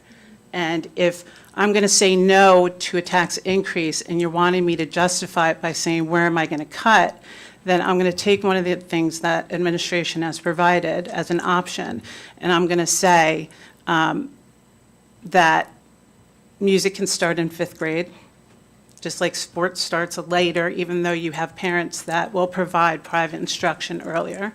I will say, you mentioned getting rid of a librarian because it's not a teaching, quote-unquote, teaching position. And that's the administration's suggestion so that we could save on taxes. Then I'm going to say that 3-4 is something that I would consider as a cut at this point. Again, not something I want to do, not something I want to see happen, but if I'm representing the taxpayer, I'm going to show that I'm making an effort, and that's where I'm at. I would hate to see it happen as well, but I don't know where else we can cut. So that's my spiel. So, and just, oh, sorry, go ahead. sorry, just to clarify, Dr. Hearing, so you would, the position you're talking about being in favor of is just the 3 to 4 instrumental music position? Correct. Okay. That would be $80,000, so that would maybe put us at 3%. Yeah. Okay. So I thought you- it was 136 on the list that I was given. Wasn't it? What was that? Hold on, sorry. Yeah, with benefits. Yeah, with benefits, it was 136. It wasn't 80, it was 136. Okay, so what would that, But I understand, it's a small amount. I Still- get it. little less than 3%, Right, and with eliminating that, okay. right. Okay. Yeah, I think we're ready to move on. Oh, John or For me. what? We already had the It's straw one of poll. those. It's for Would you like to go next? No, okay. no, I thought we were in the middle of the straw poll. No, we No, already had- we're explaining what Oh, we would like you're to right, see you're on the right. Yeah, chopping yeah, yeah, block. you're right. So it's either myself Yes. or John. Go ahead. Yeah, that's right. Okay. Well, because we're not in a position that we have Yes. a majority to move forward, so we're trying to figure out what we can do here. All right. It kills me to do it too. I'm actually, I agree with Ann. I agree that the 3-4, I actually got piano lessons for my 2 children. My son did not like it, but my daughter is still with it. So, I mean, I understand private lessons.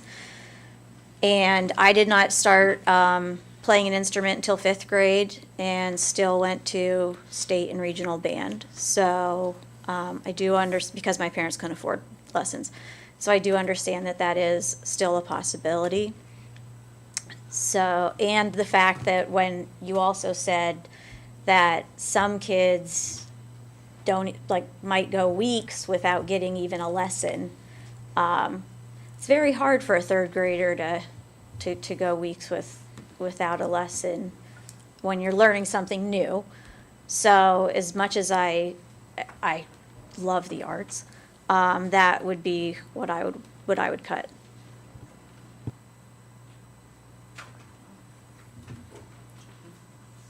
I guess the best I can do is to repeat my suggestion from the last time I was here, and that is we split the difference. What is it, Brian, a $1.7 million deficit? It's 1.7, and I think Right. splitting the difference would be eliminating all these positions that the administration 7 or 8 proposed. So positions. 5 teaching positions and 2 administrators. So that's what you're in favor Well, of? as I say, I'm just repeating what I said Okay. before.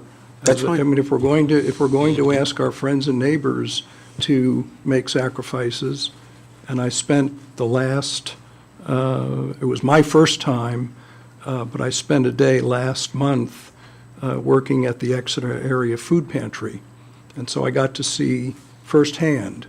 I looked at each of 312 people who came through that line, some of whom waited for hours to get food because they can't afford to go to the grocery store like we can. And it was only the second time in my life that I can say that I experienced both enrichment and heartbreak. Handing out jars of peanut butter, and this was not Jif or Skippy, this was surplus peanut butter, and bags of walnuts and bags of cashews to hungry families. And so if we're going to ask them to make sacrifices, and I think they've already made them, the fact that they showed up and will probably show up again next week, and I'll be back to see them again, these are people for whom $13 a month is difficult. And I just think if we're going to do that, then we have to also go through some difficult times. So that would be my suggestion, simply to repeat what I suggested last time. Mr. Mull, can I say something? First of all, I don't think anybody wants to have a tax increase. I don't want to have a tax increase. I do think that we are here to make sure that we provide the best services that we can for our children, as well as, let me finish. I may say something you don't like, so before you clap for me. It's our responsibility to provide the best services we can for the children and balance that with the taxpayers, and that's hard. I appreciate all of you being here, but I'll tell you, it is hard to be in these seats. And I'm sure you can all appreciate that, and having to make these decisions. I think that this administration has done a great job considering what they have to work with. The things that they cannot control within the budget, they can't help. They have balanced every other aspect of this budget, with the one exception of benefits, which again, they have no control over. Their budget is balanced. We took an increase in salaries. That's contractual. We all made that decision together when we brought those contracts to the table. The music program and the arts program, equally as important as the mental health program, equally as important as the sports program, and while they come secondary to academics, it is a very close second, produces some of the greatest minds, and we send these kids for further education. It does not stop when they become seniors. We send so many kids to become professionals in the arts, and that's important to remember. But I think most of all, and I said this in the beginning, I cannot take what anybody says on social media as fact to make my decisions. I am an extremely active person in this community. I am known by a lot of people of a lot of different socioeconomic status. I know retired people, I know young people that don't have kids, I know middle-aged people that don't have kids, and I know a lot of people that do have kids. I have not gotten one email for all the months that we've discussed this, not one. I have not gotten, well, I shouldn't say that, I've gotten one phone call, and in all my time with all my activities around town and all the people that I serve, and going to the grocery store, Target, Lowe's, and any other place you can think of, all the people I've seen, no one has stopped me to say that they disapprove of what we're proposing today. So I would ask you all to reconsider for the best interest of our students and for the fact that we are not hearing from the community. And if that community decides to come up and speak to us, we have an obligation to listen to them. But speaking as one of 9, I have not heard that population. That's all I have.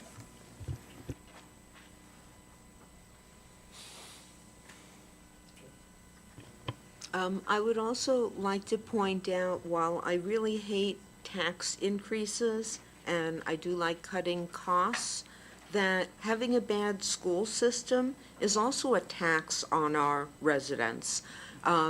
They would be forced to find alternate schooling. It would impact their, the value of their houses. It would impact their daily lives.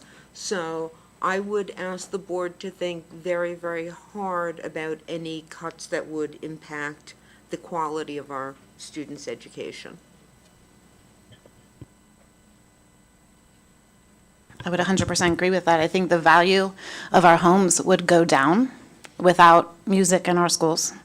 The value of our homes would go. We didn't say no music in our schools. Well, starting in just to third grade reiterate. and cutting it out in third grade does No, cut it but in the schools. I understand. Because it is but going to go up and up and up, and No. less people are going to be interested in it.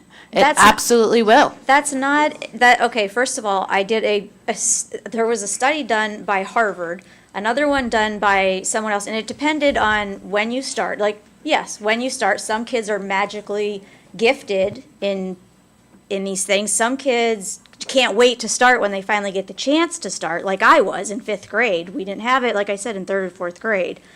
But it all depends, it's a child-based thing. And yes, I do understand the 3rd and 4th grade, but as they even said, 3rd and 4th grade, they're not even getting it every single week. They are getting it every single week from the instrumental teacher. They're just not getting it from the music teachers. Okay, well, my daughter did not get it every single week. Sorry. I If just we know- I could just please know not that have all kids interruptions from don't. the audience while the board's talking, So, I would ask that. Thank you. But all I'm saying is you please just preface that, because neither of us said that we want to get rid of music. In fact, it breaks our hearts to even think about getting rid of music in 3rd and 4th grade. But to allow it to start in 5th grade, that is not getting rid of music at It is all. getting rid of elementary music. Okay, it's in getting 3rd rid and 4th grade. it's That getting is the rid- 3rd and 4th grade music program. So you prefaced it with getting rid of elementary, according to our school district,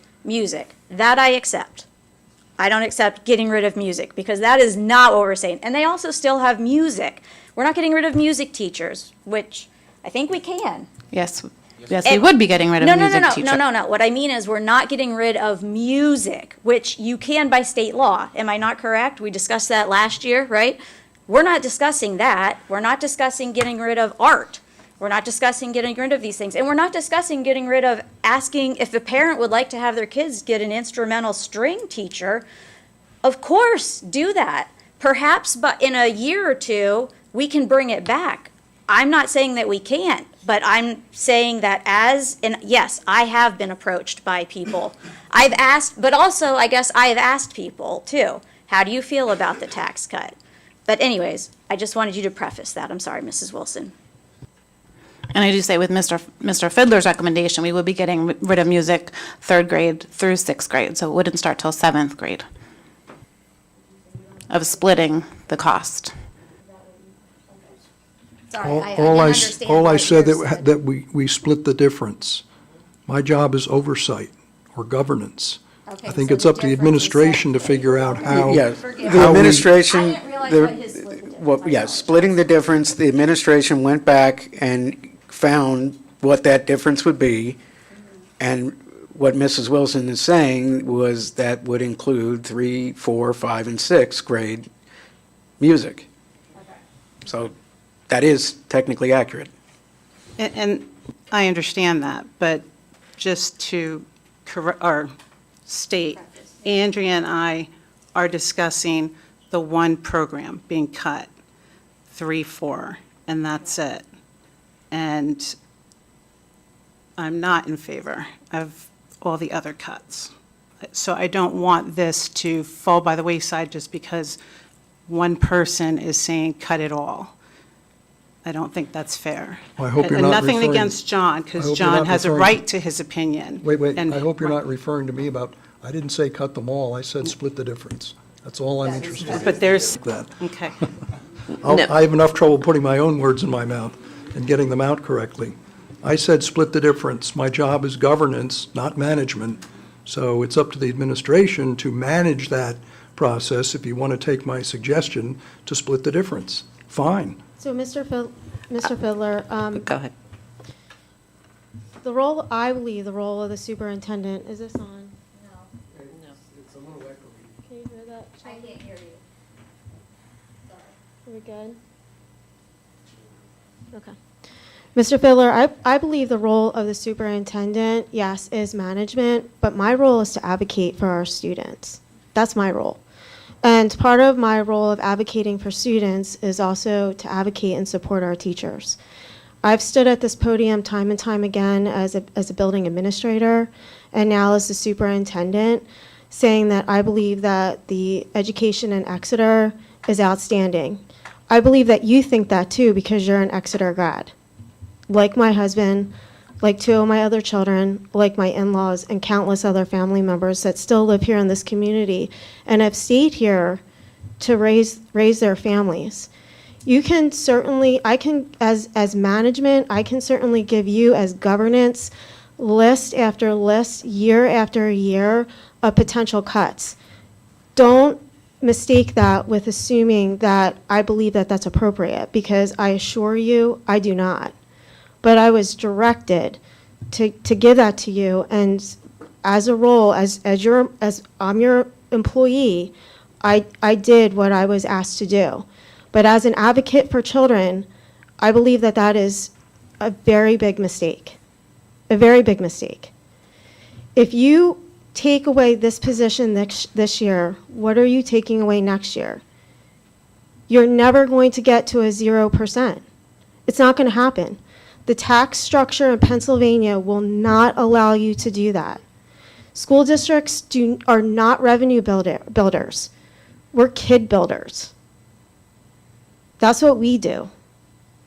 We support kids so they become citizens that can contribute to society. That's what public education does.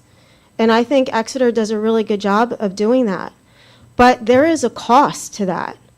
And what we're asking the cost to be at a 3.25% increase is $10.66 a month for the average citizen. And I've been down to the food pantry as well. But those kids that food pantry serves, we are their best shot. We are their best shot, so this is not a generational poverty situation, which you have in some communities. Exeter is their best shot. We take care of them, we feed them, in some cases we clothe them, we support their parents, we help them find health care, we help them figure out who they are by sports, by music, by the sheer support of these people sitting in this room. So sure, I can give you a list, but again, don't mistake that for me saying that I think that that is right, because I do not. But I will do what I'm directed to do, but then I will tell you what I think. And what I think is that if you want to maintain the high quality of education here in Exeter, then there is a cost to that. And if we want there to see change, then you pass things like the cyber school resolution, and you advocate to our legislators, and we think about moving forward with the solar, because that can offset costs. Because other than that, school districts, we have nothing to offer you except for our people, and the people, whether it's a custodian, a teacher, an administrator, food services, or bus drivers, they play a really important in kids' lives. They probably played a really important role in your life. And I don't want to see that taken away from somebody else's child. I don't want to see that taken away from my child, or hopefully my grandchildren to be if they come back to this community. Because I do think we have a good community, and I think the reason why we have a good community is because we have a really good school system. And if I sound passionate about it, it's because I am. I believe in what we do here, and I will say that to anyone any day of the week. So we can certainly split the difference, but on the back end, you're just going to hurt somebody's kids. And what about this?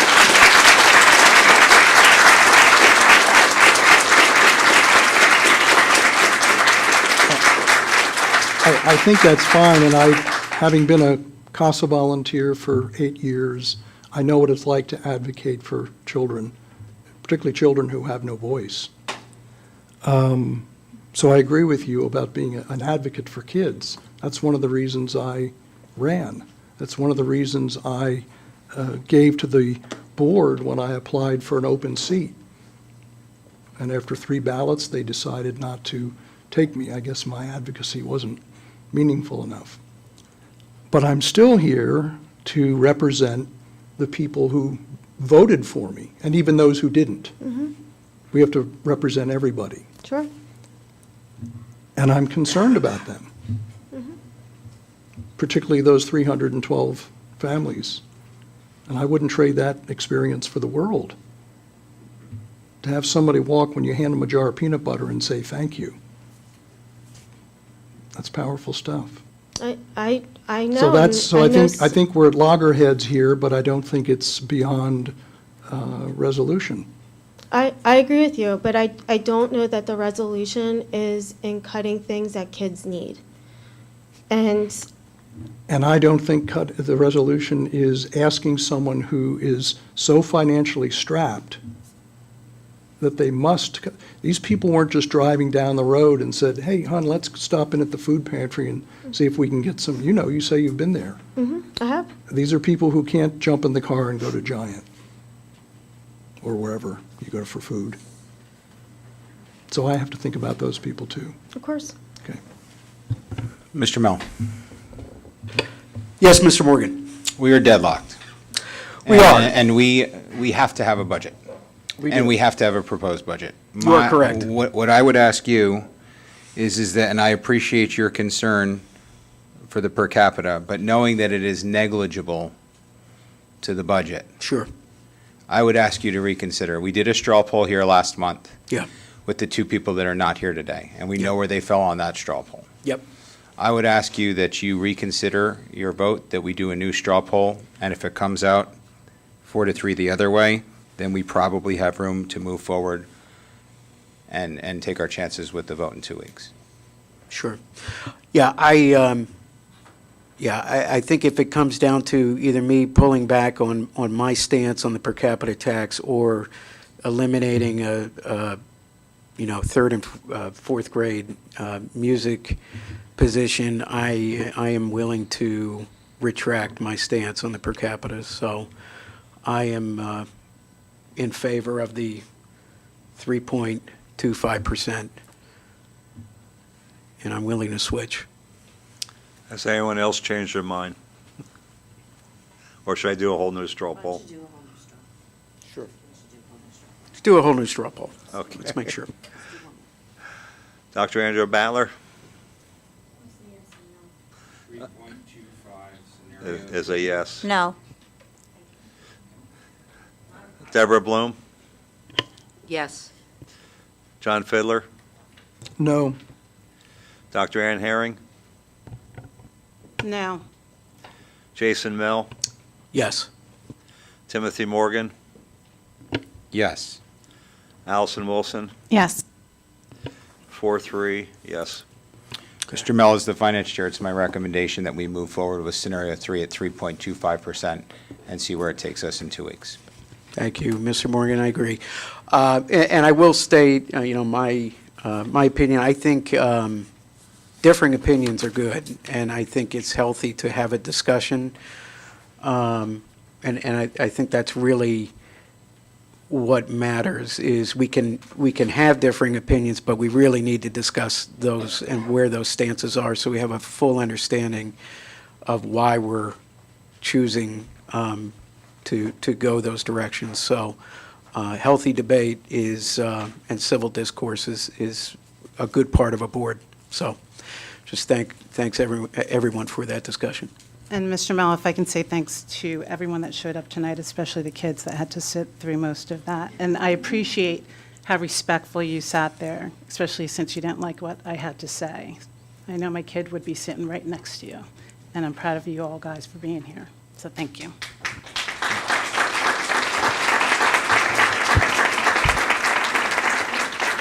But good news, everybody, it's not over yet.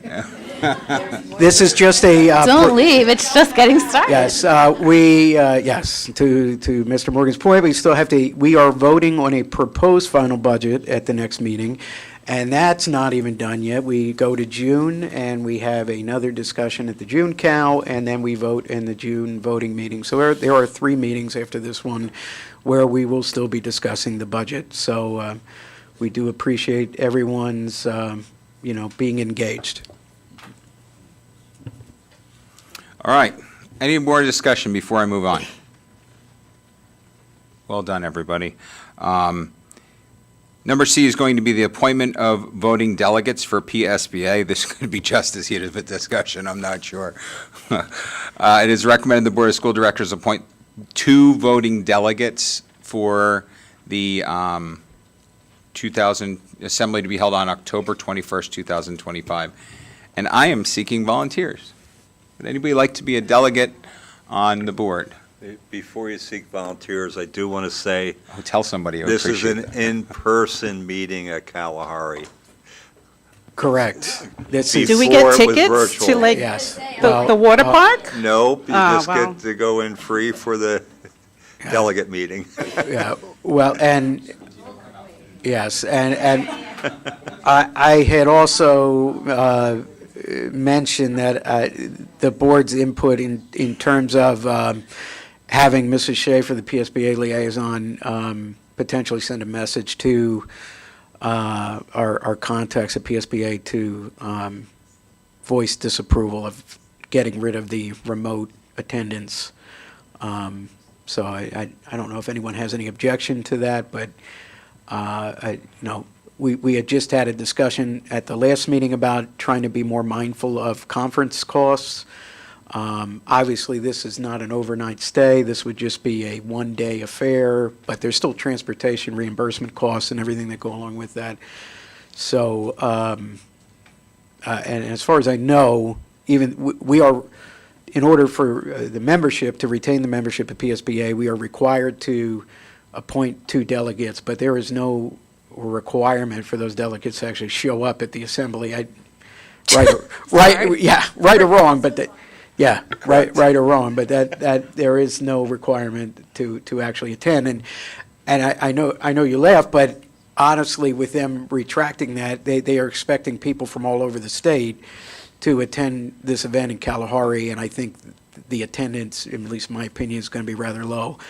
But that's my own personal opinion. Did they give I a did- reason for eliminating the electronic participation? It's actually at the end of the PSBA PASA conference. Yeah, Which they- goes Sunday through Tuesday's the last day, and then it's the voting's right after that. They have vendors there, so if you want to read between the lines, as I'm sure the audience and attendance numbers would probably be beneficial to the vendors that they have there.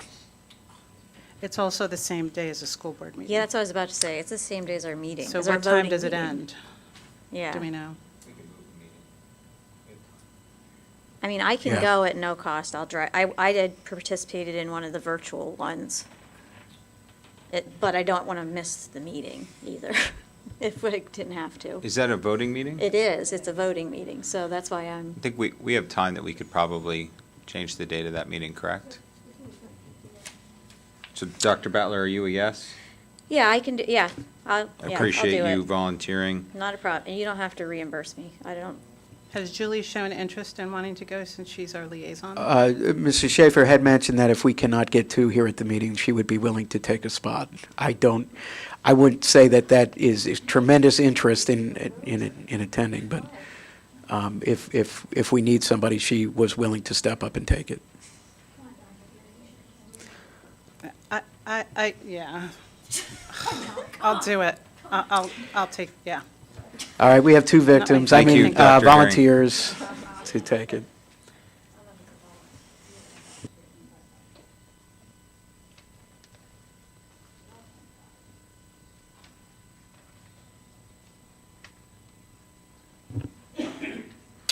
All right, next is the Sweets, Stevens, Katz, Williams fee agreement for 25-26.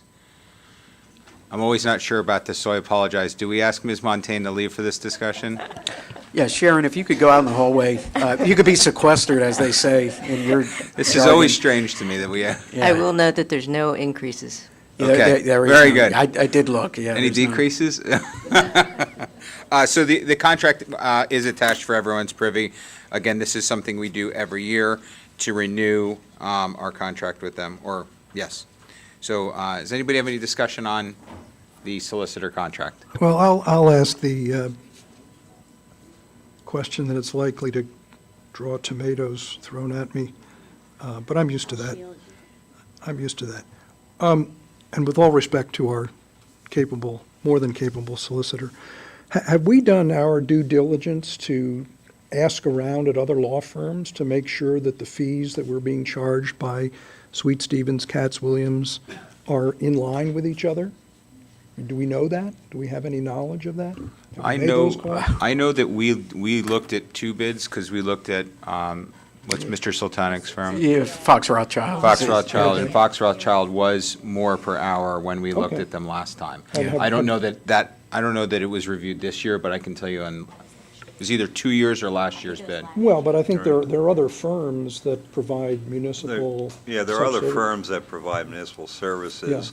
Some are lower but do not have the depth of staff, so then they end Yeah. up contracting out to someone Uh-huh. else, where Sweet Stevens has a depth of staff, so you have Okay, other people to use. that's you what I know. was looking for. And if you want to compare that type, they're more reasonable than the bigger firms, which is more in Montgomery, Chester, those Sure. counties, because they have, the bigger the firm, the more clientele, so they go to more urban areas. Right. Well, that's what I was looking for. Thanks, Brian. Okay. Any other discussion? Okay, hearing none, Mr. Mel, we are going to move A, with the change to the voting meeting, and Mr. Fike, I'll send you the actual sentence change. B, which we are going to go with scenario 3 for the budget. The vote will be for the preliminary budget for a 3.25% tax increase. And that would not include, we will keep the per capita tax the way it is. It will be the reduction of one staff member and then the reduction of the high school library position. However, that employee would be transferred within the district. I don't know how all that goes on the motion, but I think that covers that. And then C, we'll be moving forward with Dr. Battler and Dr. Hearing. And then D, the Sweet Stevens, Katz, and Williams agreement. Okay. That's it for me. Thank you, Mr. Morgan, for a riveting committee report. Thank you, I appreciate that. Dr. Hearing with personnel. Thank you. We'll be voting next meeting on resignations, retirements. Margaret Bailey, full-time general cafeteria worker, retiring effective June 25th, 2025. 29 years of service. I'd like to thank her for that. We'll be voting on appointments, transfers, additional assignments, change of status, and leaves of absence. So we'll be moving item 8A through G to the agenda. And that's everything. Okay, thank you, Dr. Hearing.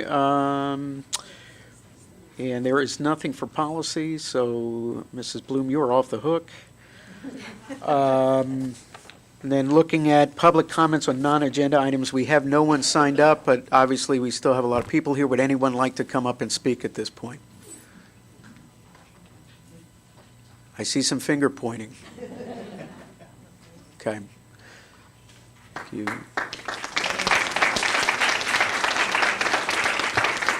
And could you please state your name and address, please? Sure. My name is Melissa Crotty. I live at 312 Grande Valley Road. Thank you. In Crestwood.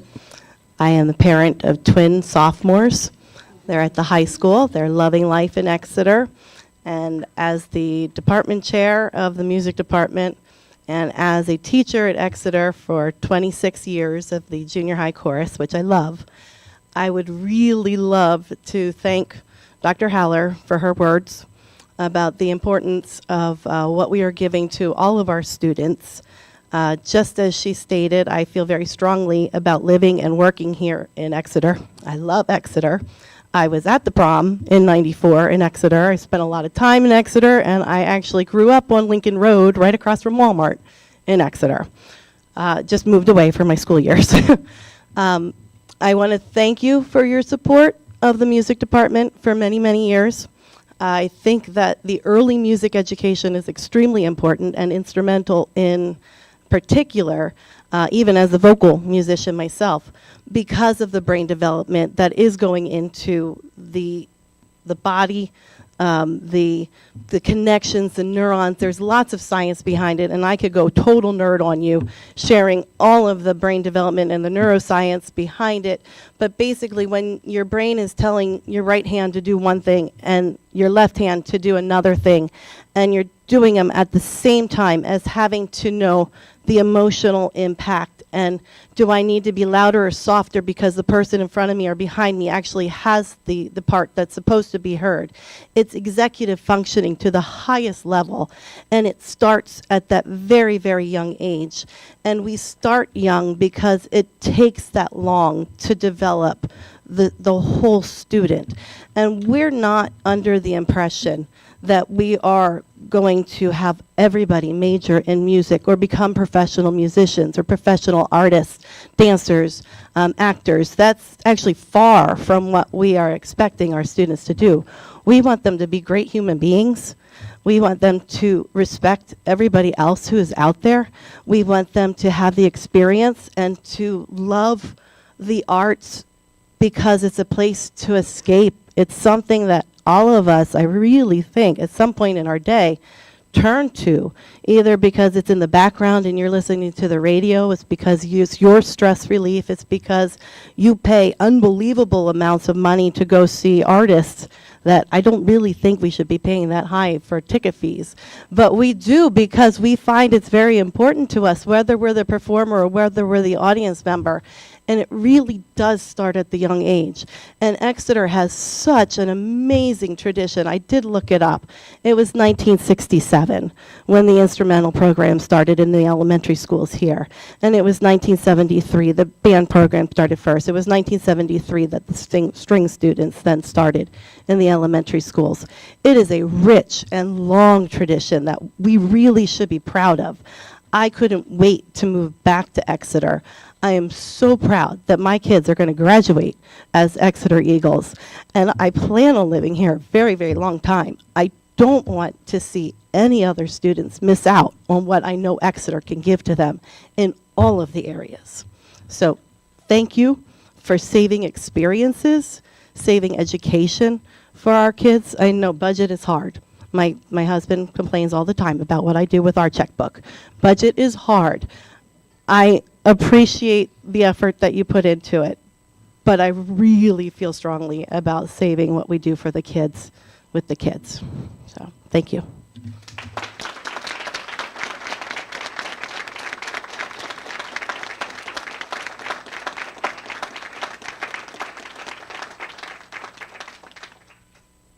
Okay, thank you, Mrs. Crotty. Would anyone else like to come up to the podium? Go ahead, sir. Please state your name and address. My name is Coop. Hello? Okay. My name is Cooper Devlin. I live at 509 Shelbourne Road. 1 second. I would like to note that this is the Exeter School Board, not the Exeter Budget Board. It is, like Dr. Haller said, to help students. It is very helpful in music and sports, and that increases academic performance, and it helps people in so many ways, like Mrs. Crotty said. And it was said at one point that 4,000 books per year, give or take, are rented from the library. After running it through a calculator, that's 22 bucks per day, or 2.7 books per period. That's not a small amount once you think about it. That's somebody does have to be there, and getting rid of that will cause students to read less, which if as a school you're considering something that will make students read less, I think priorities might be a little iffy. Thank you.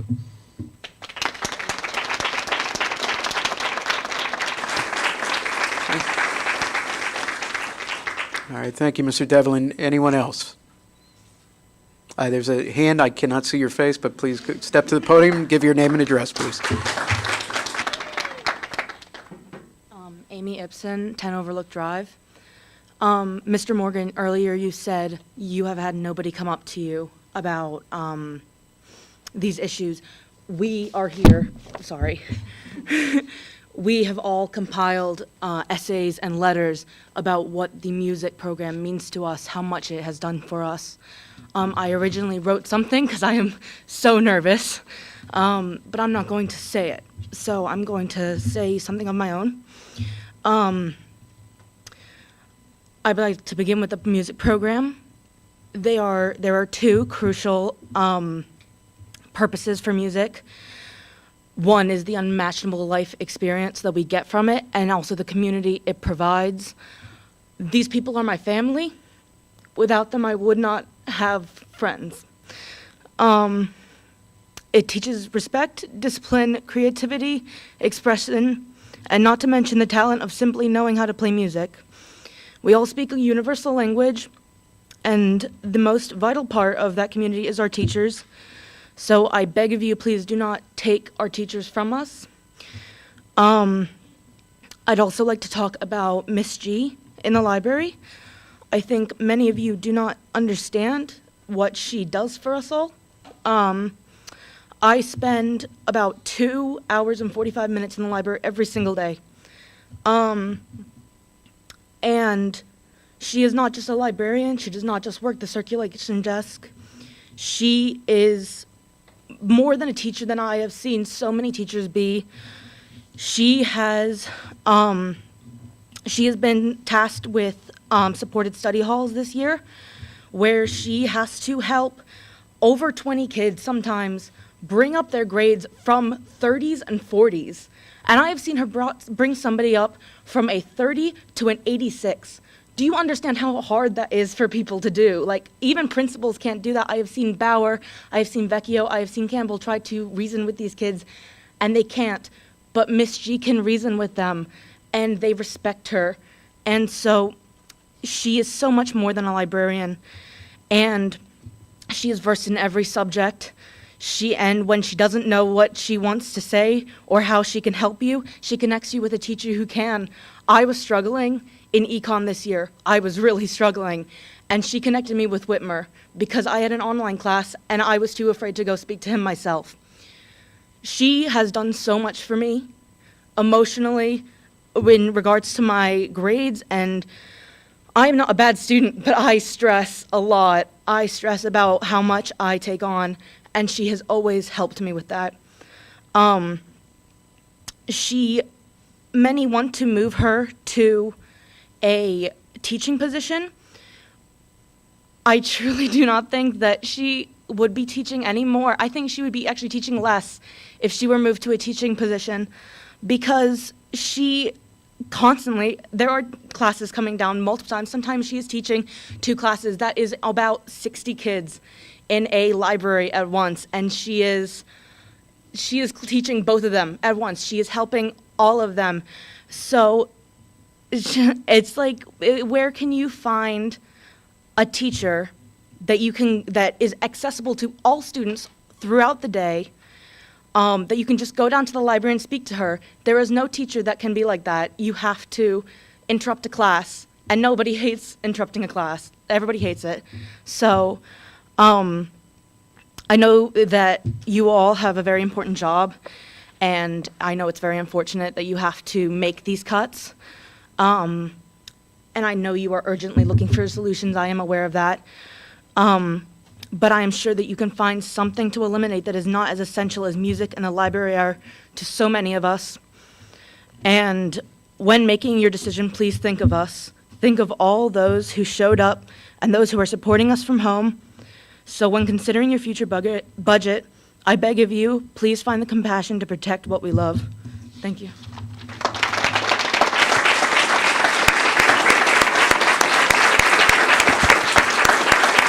Mr. Mel, if you don't mind.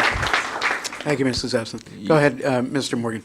You said that you had essays written by students. I'm not going to, you don't have to, but if you would like to approach and give us the essays, we'd be more than happy to pass them around. Perfect.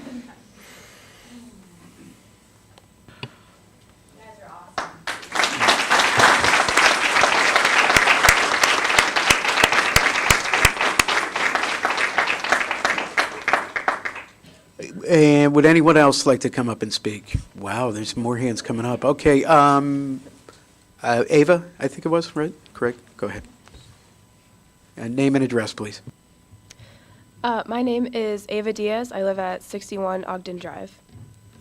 I understand that budget cuts have to be made, but I do not believe that cutting the 3-4 music education is the right choice. I understand that none of the board wants to have to cut this position, but it is insanely important to the whole Exeter School District's music department, starting at the lowest level. And I know Dr. Haller was once the Lorraine principal when I went there, and I know that she saw that 3-4 program in person firsthand, and there's no way that anyone would believe that program is any less important than any of the academic programs at any of the schools. That program leads into, the Rifton, the junior high, and the high school programs. Just taking that away would take away numbers from further departments and so forth. And I know I also started that young, and if I were not to start that young, I don't think I would have gotten where I am right now. And definitely the music department staff especially ones that are here right now, they have all helped me become the musician that I am and the person that I am right now. Music is a form of expression. It is insanely important to any student and just anyone's lives for that matter. Just as I believe what Mr. Morgan had said, that the music department is, if anything, just as equally important as mental health and the awareness of it. And music has such an impact on anyone's mental health, especially students, with the way that they express themselves through it. or with specific songs that they might listen to or anything in that matter. And music connects people. It creates bonds between people, and people coming together to create beautiful music and creating the family and friends through the departments itself. There wouldn't be a greater community without the music department or music in general, because music is everywhere, surrounded by everything.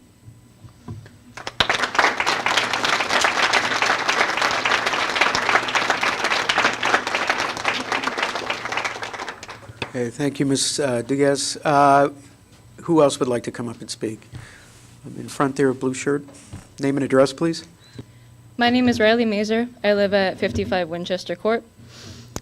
I am a senior at the high school. I have been in band since 4th grade. And to me, music is a safe haven. As an example, I have never been athletic. I have never liked team sports. To me, they were nothing but a source of insecurity. I found community in music, and I am not unique in that sense. If we are to weaken district support for music, especially at an elementary level, I ask you, where do these sorts of students go to find a community as strong as that of athletics? Because I think the two are very comparable, if not equal.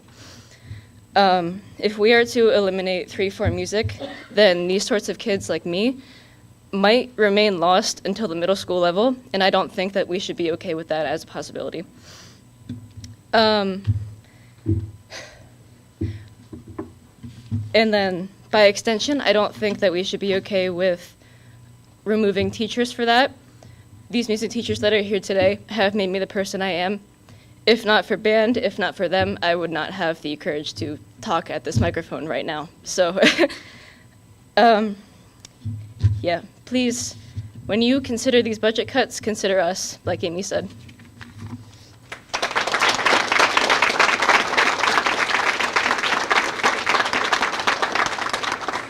Okay, thank you. Who else would like to come up and speak?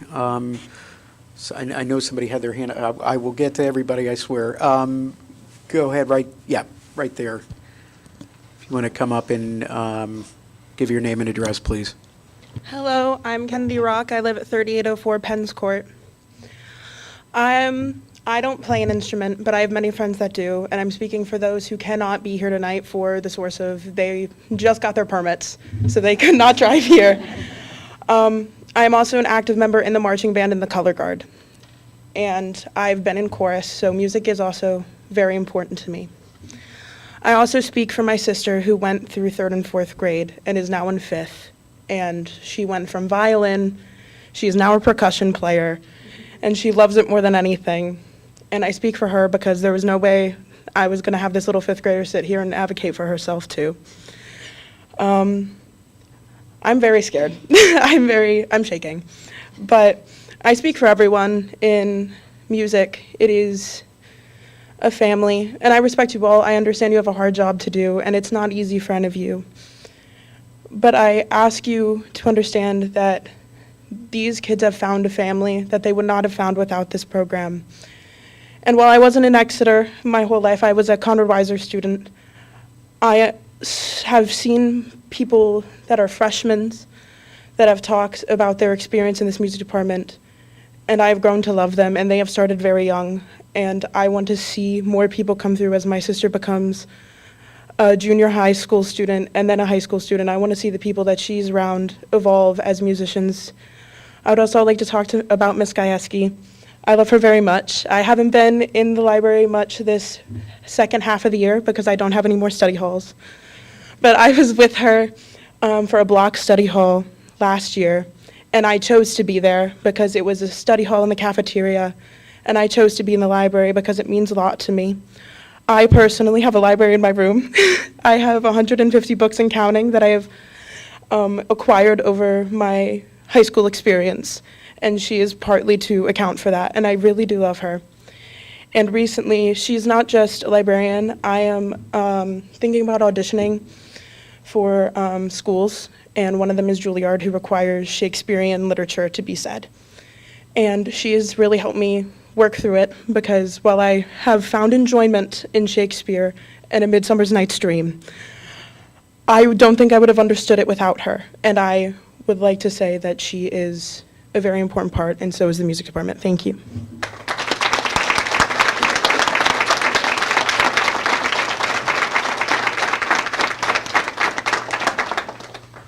Okay, who is next? Go ahead, sir. Name and address, please. Hi, I'm Josephine Hunter, and I live on 2956 Ole Turnpike Road. I had an interesting elementary school experience, to say the least. My grandmother in the back can attest to that. So I started off here in kindergarten and first grade until I moved in with my mother in second and third. And eventually I moved in with my grandparents and came back to the school district. That started in fourth grade. And honestly, it was hard because from first grade to fourth grade, that's a lot of time, and all of my friends had changed and their groups had changed. And in the elementary band program, I found a community that I wouldn't have found elsewhere. I was able to meet people that I wouldn't have reconnected with otherwise, like one of my best childhood friends, John Richards. We originally met in kindergarten, but as I was living with my mother, I had been in Reading. I went to 16th and Hawk Elementary School for those 2 years.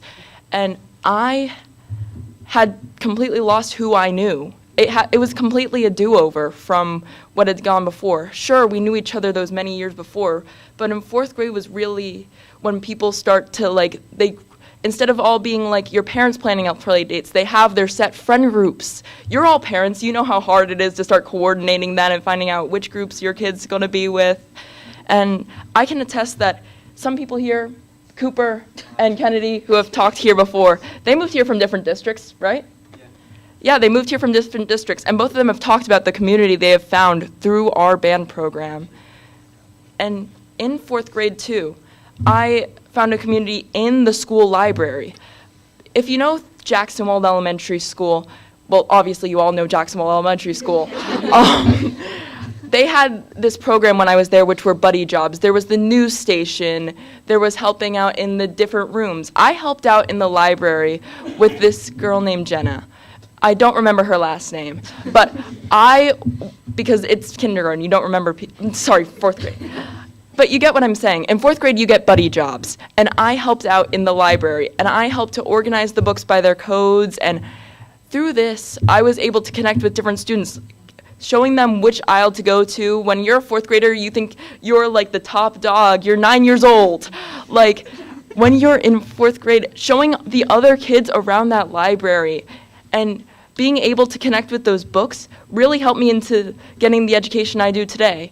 This went into even, not in Riften, but after COVID in 7th grade when I went back to the schools. Then in 7th grade, when we went back to the schools, I spent my lunches helping out the librarians there. And I remember all of these kids, they wanted it for their projects. The reading classes were first introduced that year. And through all of this, we were able to connect with our education and with each other. There's a community in Exeter, one that we all seem to value, considering how everyone's standing here. And that community and figuring out how to connect with others starts at such a young age. Thank you.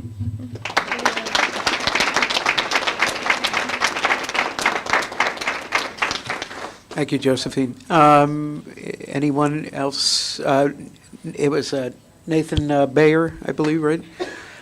If you could state your name and address at the microphone, I'm Nathan please. Bayer. I live at 209 Nicole Drive.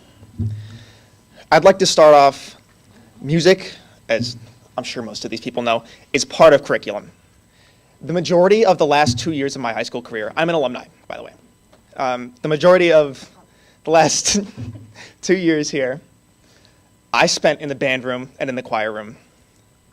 I'm currently a student at Kutztown for music education, and I'm an active gigging musician in Berks County. There is nothing more important to me than seeing young musicians figure it out. They realize, wow, this is what I want to do. Honestly, music is what I love, and having the possibility of having that being removed from our schools. It's killing me. I can't understand. I understand budget-wise, but it doesn't make any sense. Who I am, the man I am, the musician I am, it's because of the programs here, and that started in Lorraine Elementary in 3rd grade. This is my family, this is my home. It hurts so bad having you guys talk about trying to remove these programs for our students. Please, please reconsider. Thank you.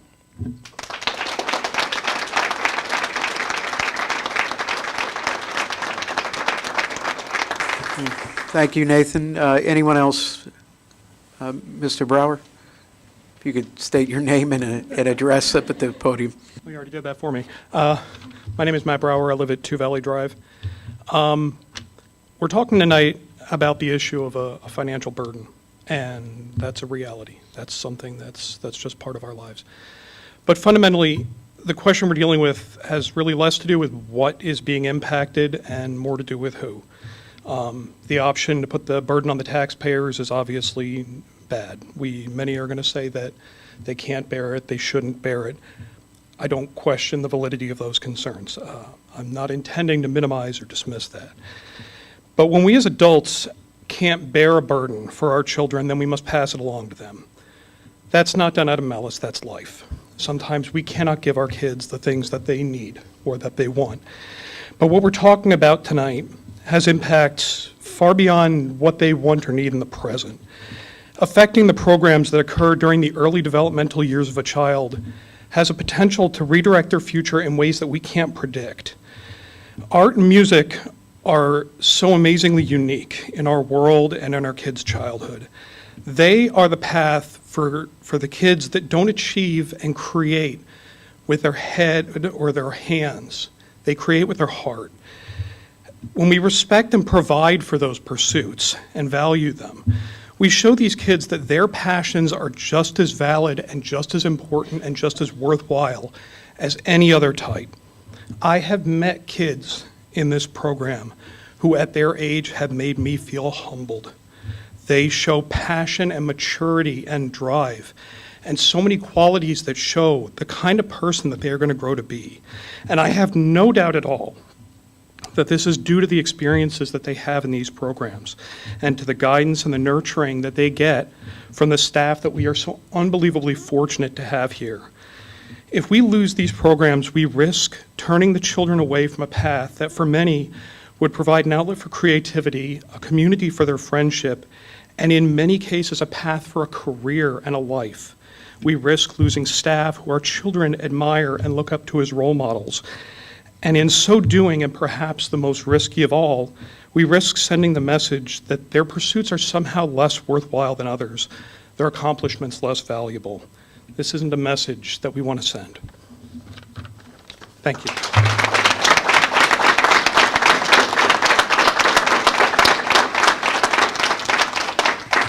Thank you, Mr. Brower. Anyone else? Go ahead. Name and address at the podium, please.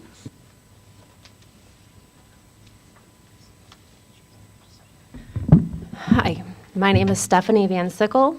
I live at 6 Valley Drive. I'm Matt's neighbor 2 doors down. And the reason I'm talking today is because of Matt's daughter. She called me, or tried calling me, and she texted me on Sunday. She says, Miss Stephanie, I really need to talk to you about something. It's very important.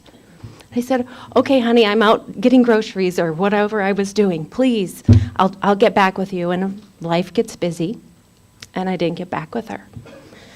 So I come home yesterday after my doctor's appointment, and I have 10 minutes to regroup and get myself and my family ready and organized to go to Rifton's spring concert, where my daughter is singing in the chorus and playing trumpet, which she started learning with Miss Ruppert in 4th grade at Lorraine, or at Owatton. I say Lorraine because I'm a para at Lorraine, so I'm a little nervous. Anyway, I come home and I have 10 minutes, and I see this on my counter, and it says, Miss Stephanie.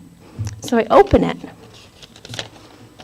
and it's from his daughter Cece, and she's telling me that there's some concerns about the music program and that there's an Exeter board meeting, and she would really love it if I would stand up for her and show up for her. So I'm here because I got a message in 10 minutes from my neighbor who is so concerned about the music program. And shame on me for not paying attention. Shame on me for being so busy to not get back with her. And shame on me for not reaching out to you, letting you all know that this is really important to the community. We are so busy. We are so busy in our lives. This was not a priority for me. And this sophomore made a priority for me tonight to stand up in front of everyone here and let you know that it is important to them and these young people. It's important to the teachers and to the educators, to the music department. It is important to the community. Shame on us for not showing up when we needed to. It is important, and just because you have not heard from all of us, and believe me, I can raise fire if you need me to, just because you haven't heard the other side doesn't mean that that's not valid, and that's not what we believe. It is important, and I'm standing here now, and I hope to do better next time.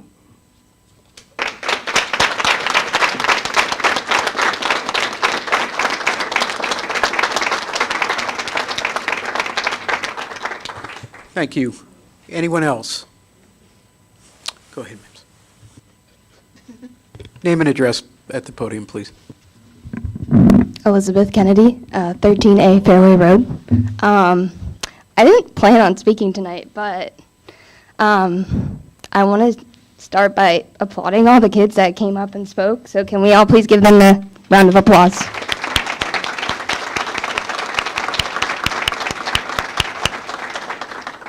And can we also give all the teachers in the room a round of applause, because it is Teacher Appreciation Week. And How about the school board? Round of applause. yes, them too. I just want to come from a perspective of, I'm an Exeter grad. I've witnessed firsthand what the music department did for my education. I might be biased, but we do have some of the best music educators here. I wouldn't be the person I am without them. I also wouldn't have the friends, the lifelong friends that I do without the music program here at Exeter. And it's given me perspective of my daily life, my daily job, and being an emotional support teacher, it's my job to advocate. And I can say firsthand, any of the arts, music, library, art, gym, that's the one place that's not high stakes. And that's one place they shine and they can be like every other kid. So I know it's not easy. You guys have a really hard job, but please keep the arts in our school. Thank you.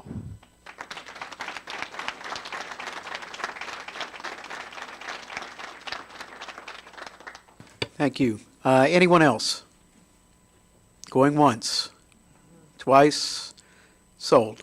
All right. Well, thank you very much, everyone that came up to make public comment. I'll echo what a number of other people have said. It was very brave of the students to not only sit there and keep your demeanor at times, but also come up and express your opinions. So I do really appreciate everyone for your attendance and being here.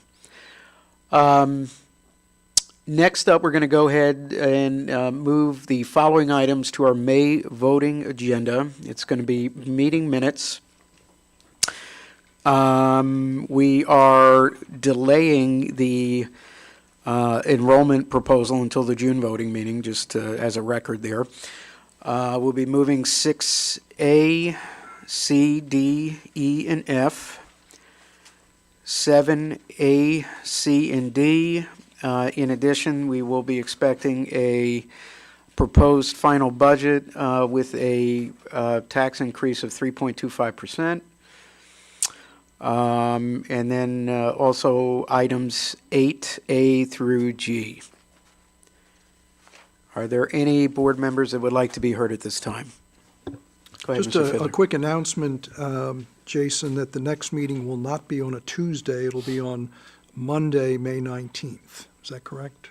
That is correct. You stole my thunder because that was my next sentence. That was Mr. Mel? Yes. I just want to again thank the students. I'm so impressed with how articulate you are, with how hard it is to come up and speak in front of all these people and all the people watching, because I'm sure that there's as many people, if not more, watching tonight. And I also want to thank our fellow board members. It is, if you guys didn't know, we have a pretty cool group here. We have a great group of 9 people, and it doesn't always work that way on a board. And it's okay for us to disagree, because once Mr. Mel smacks that gavel down, we are all in the same seats that you guys are in, and we all live in this community as well, and we have to make hard decisions. So just wanted to say how much I appreciate the 9 of us and our ability to be able to work together even when we disagree. I also just wanted to mention the confidence that you all showed, and I really want to believe that comes from your performance and musical skills that have helped you with that confidence and ability to get up and speak so wonderfully. And I don't want to take away the things that our school district has. I agree with Dr. Haller. We have so many amazing things in our school district, and all of them revolve around the amazing people that we have. And that is our teachers, and it is our students, and it is our community. That is the word that I heard over and over again tonight from everyone, is the community that we have and the pride that we have in that community. So thank you for all showing up tonight. I would also like to compliment our audience tonight. I want to thank you all for your respectfulness today, and I want to say that your passion for the subject and the importance of it to you was definitely made clear to the board. Okay. Anyone else? Yeah, yes. I'm going to give Dr. Haller permission to speak now. I would just like to say, I would first of all like to say thank you to all of our teachers, as it is Teacher Appreciation Week. Having had 2 kids graduate, and Maggie in 4th grade, she's on her way to Reichten. Good luck to Reichten. I can't thank you for everything that you have done for them and continue to do for Maggie. So a big thank you from not just as a superintendent, but as a parent. I also would like to thank our students here who really represented our Exeter Township School District and your teachers. I recognize several of you as being former Lorraine students, so it's wonderful to see you come back and speak about your experience. And if anything else tonight, just know that you did our district so proud tonight with the way that you came and represented yourselves and everyone here, so thank you.